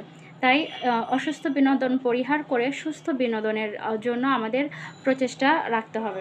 সুস্থ বিনোদনের মধ্যে হতে পারে সঙ্গী বা পরিবারের সদস্যরা মিলে কোনো একটা গেম খেলা, বা কোনো একটা মজার ঘটনা স্মরণ করা, অথবা সবাই মিলে কোনো মজার চলচ্চিত্র দেখা, পারিবারিক ছবি দেখা, কোনো ভালো নাটক দেখা। এছাড়াও বিনোদনের জন্য পরিবারের সবাই মিলে বা শুধুমাত্র সঙ্গীকে নিয়েও কিন্তু ঘুরতে যাওয়া যায়। এরকম অসংখ্য সুস্থ বিনোদন আছে, যেগুলোর মাধ্যমে আমাদের সম্পর্কেরও উন্নয়ন ঘটে। জীবনে যদি সুখী হতে চান, তাহলে জীবনসঙ্গীর প্রতি সন্তুষ্ট থাকা প্রয়োজন। সবসময় যদি বেটার খুঁজতে থাকেন, দেখবেন এই খোঁজা জীবনেও শেষ হবে না। আপনি একটার পর একটা ধাপে যাবেন, মনে হবে এই মানুষটা না ওই মানুষটা বেটার, সেই মানুষটার কাছে যাবেন, আরও বেটার খুঁজতে থাকবেন। অনেকটা এরকম অবস্থা হবে যে মরুভূমিতে পথিক যখন হচ্ছে জল ভেবে মরীচিকার পিছে ছোটে, আসলেও সে জলের দেখাও পায় না, তার তৃষ্ণাও মিটে না। একইভাবে একজন মানুষ যখন তার জীবনসঙ্গীর প্রতি সন্তুষ্ট হয় না, সে একাধিকভাবে জীবনসঙ্গী চেঞ্জ করে, ভাবে যে এটাতে সুখ নাই ওটাতে সুখ, এটা ভালো না ওটা ভালো, এভাবে জীবনের শেষ পর্যায়ে চলে যায়। তারপরও সে আসলে যা চাচ্ছে সেটাই পায় না। ওই যে আসলে সমস্যাটা থাকে তার নিজের মধ্যে সন্তুষ্টি নেই, তারপর হচ্ছে ধীরস্থির নেই, ধৈর্য নেই, যে কারণেই কিন্তু সে আসলে জীবনের সুখটা পেল না। অথচ সে মানে আজীবনের যে জার্নি, সে ভেবে গেল যে জীবনসঙ্গীই পারফেক্ট না, এটার মধ্যেই ঝামেলা, এটাই চেঞ্জ করতে হবে। একটার পর একটা চেঞ্জ করে, কোনোটার মধ্যে এই দিক ভালো তো ওই দিক খারাপ, আরেকটার কাছে যায়, আরেকটার মধ্যে আরেক দিক ভালো তো আরেক দিক খারাপ। এভাবে এই যে সে প্রতিনিয়ত এই চক্রটা চেঞ্জ করতে থাকে, এর মাধ্যমে কিন্তু সে আসলে অপরজনকে প্রতিনিয়ত প্রতারিত করতে থাকে এবং দিন শেষে এই যে নিজে যে আসলে যা চাচ্ছে সেটাই পেল না, নিজেই নিজেকে প্রতারিত করে ফেললো, নিজের জীবনের সৌন্দর্যটা হারিয়ে ফেললো। তাই জীবন সঙ্গীর প্রতি সন্তুষ্ট থাকাটা প্রয়োজন। আর জীবনসঙ্গীর সাথে অ্যাডজাস্ট করে নিয়ে সম্পর্কটাকে চলমান রাখা প্রয়োজন। সকাল বিকাল এদিকে সেদিকে বেটার খোঁজা থেকে আমাদের বিরত থাকা প্রয়োজন। এক ব্যক্তি তার জীবনসঙ্গীর প্রতি এরকম সন্তুষ্ট ছিল না, ভাবছিল যে আরও বেটার কিছু লাগবে। তো যাই হোক, সে তার নিজের স্ত্রীর চেয়ে আরও সুন্দরী কোনো একটা মেয়ের সাথে বিবাহ বহির্ভূত সম্পর্কে জড়িয়ে পড়ে এবং নিজের স্ত্রীর সাথে সম্পর্কটা বিচ্ছেদ করে নেয়। এই যে তার স্ত্রীর কিন্তু আদৌ কোনো অন্যায় ছিল না, সে তার স্ত্রীর প্রতি একটা অন্যায় করলো। যাই হোক, পরবর্তীতে সে যার সাথে সম্পর্কে আবদ্ধ থাকে, তার সম্পর্কে জানতে পারে যে সেই মেয়েটিও এর আগে বিয়ে করেছে এবং তার সংসারে 3-4টা ছেলে মেয়ে আছে। তো এই যে এটা জানার পরে সে নিজেই প্রতারিত হয়ে গেল, আর নিজের ভুলটা সে বুঝতে পারলো যে তার নির্দোষ জীবনসঙ্গী যিনি ছিলেন তাকে ঠকানোর পরিণতি সে এই কর্মফলটা ভোগ করলেন। আসলে রিভেঞ্জ অফ নেচার বা কর্মফল যেটাই বলেন না কেন, এটা কিন্তু বাস্তব। সেটা আজ হোক কাল হোক, আজকে যেটা আপনি কর্ম করবেন কাল সেটা ফিরে পাবে। কর্মফলের ক্ষেত্রে আমরা অনেক সময় এভাবে প্রত্যাশা করি যে আমি যাকে সম্মান দিচ্ছি সেও আমাকে সম্মান দিবে। কর্মফলটা কিন্তু এই বিষয়টাকে বোঝায় না। কর্মফলটা বোঝায় কোনো একটা ভালো কর্ম করলে সেটার ভালো ফলও আসবে। যাকে আপনি ভালো কর্ম দেখাচ্ছেন সেই আপনার ফলটা দিবে, বিষয়টা এমন না। সাপোজ আপনি আজকে একজন পথচারীকে সাহায্য করলেন, 10 টাকা দিলেন, সে কিছু খেলো। এখন কালকে আপনার একটা বিপদ হলো, আপনি ভাবলেন যে আজকে তো আমার পকেটে টাকা নেই, খেতে পারছি না, তাহলে ওই দিন যে পথচারীকে আমি হেল্প করেছিলাম সে আজকে এসে আমাকে হেল্প করবে, তারপর আমি খাবার খাবো। সে কিন্তু আসবে না, তারপর হচ্ছে আপনি ওভাবে কর্মফলটা পাবেনও না। বরং দেখা যাবে সৃষ্টিকর্তা হয়তোবা আপনার কোনো বন্ধুর মাধ্যমে আপনাকে হেল্প করাচ্ছেন। এই যে এর মানে হলো সেদিন আপনি যে ভালো কর্মটা করেছিলেন, আজকে তার ফল আপনি কোনো না কোনোভাবে পেলেন। তো একইভাবে যখন আমরা অন্যকে সম্মান করি, সেই মানুষটা আমাদেরকে সম্মান করুক বা না করুক, আমরা যখন সম্মান করি, আমরা কর্মফল হিসেবে আশা করি কি সেও আমাদেরকে একদিন না একদিন সম্মান করবে। সেটা না হলেও, সেটা যদি হয়, কিছু ক্ষেত্রে হয়তো বা হয়, সেটা না হলেও এমন হতে পারে যে আপনার সাথে ৪-৫ জন খারাপ আচরণ করেছে, আপনি সেটাতে ঝামেলায় না জড়িয়ে ইগনোর করে চলে এসেছেন, সম্মান যতটুকু সম্ভব দেখিয়ে চলে এসেছেন।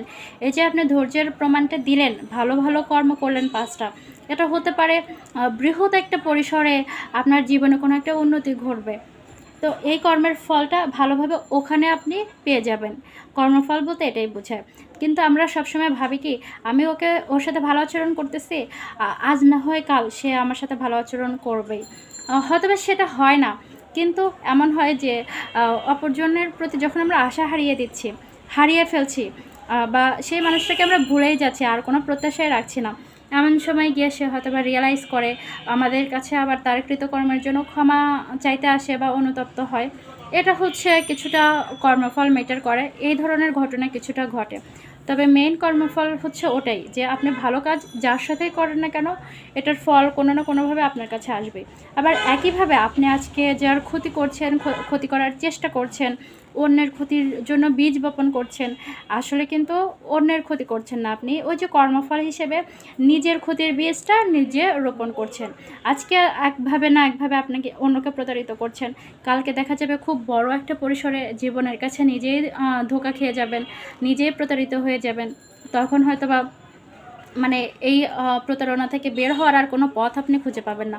কারণ ওই যে অনেক বেশি প্রতারণা করেছেন, অনেক বেশি খারাপ কর্ম করেছেন, এটার ফল হয়তোবা জীবনের মানে এই ধরনের বড় ক্ষতিপূরণ দিয়ে আপনাকে পূরণ করতে হতে পারে।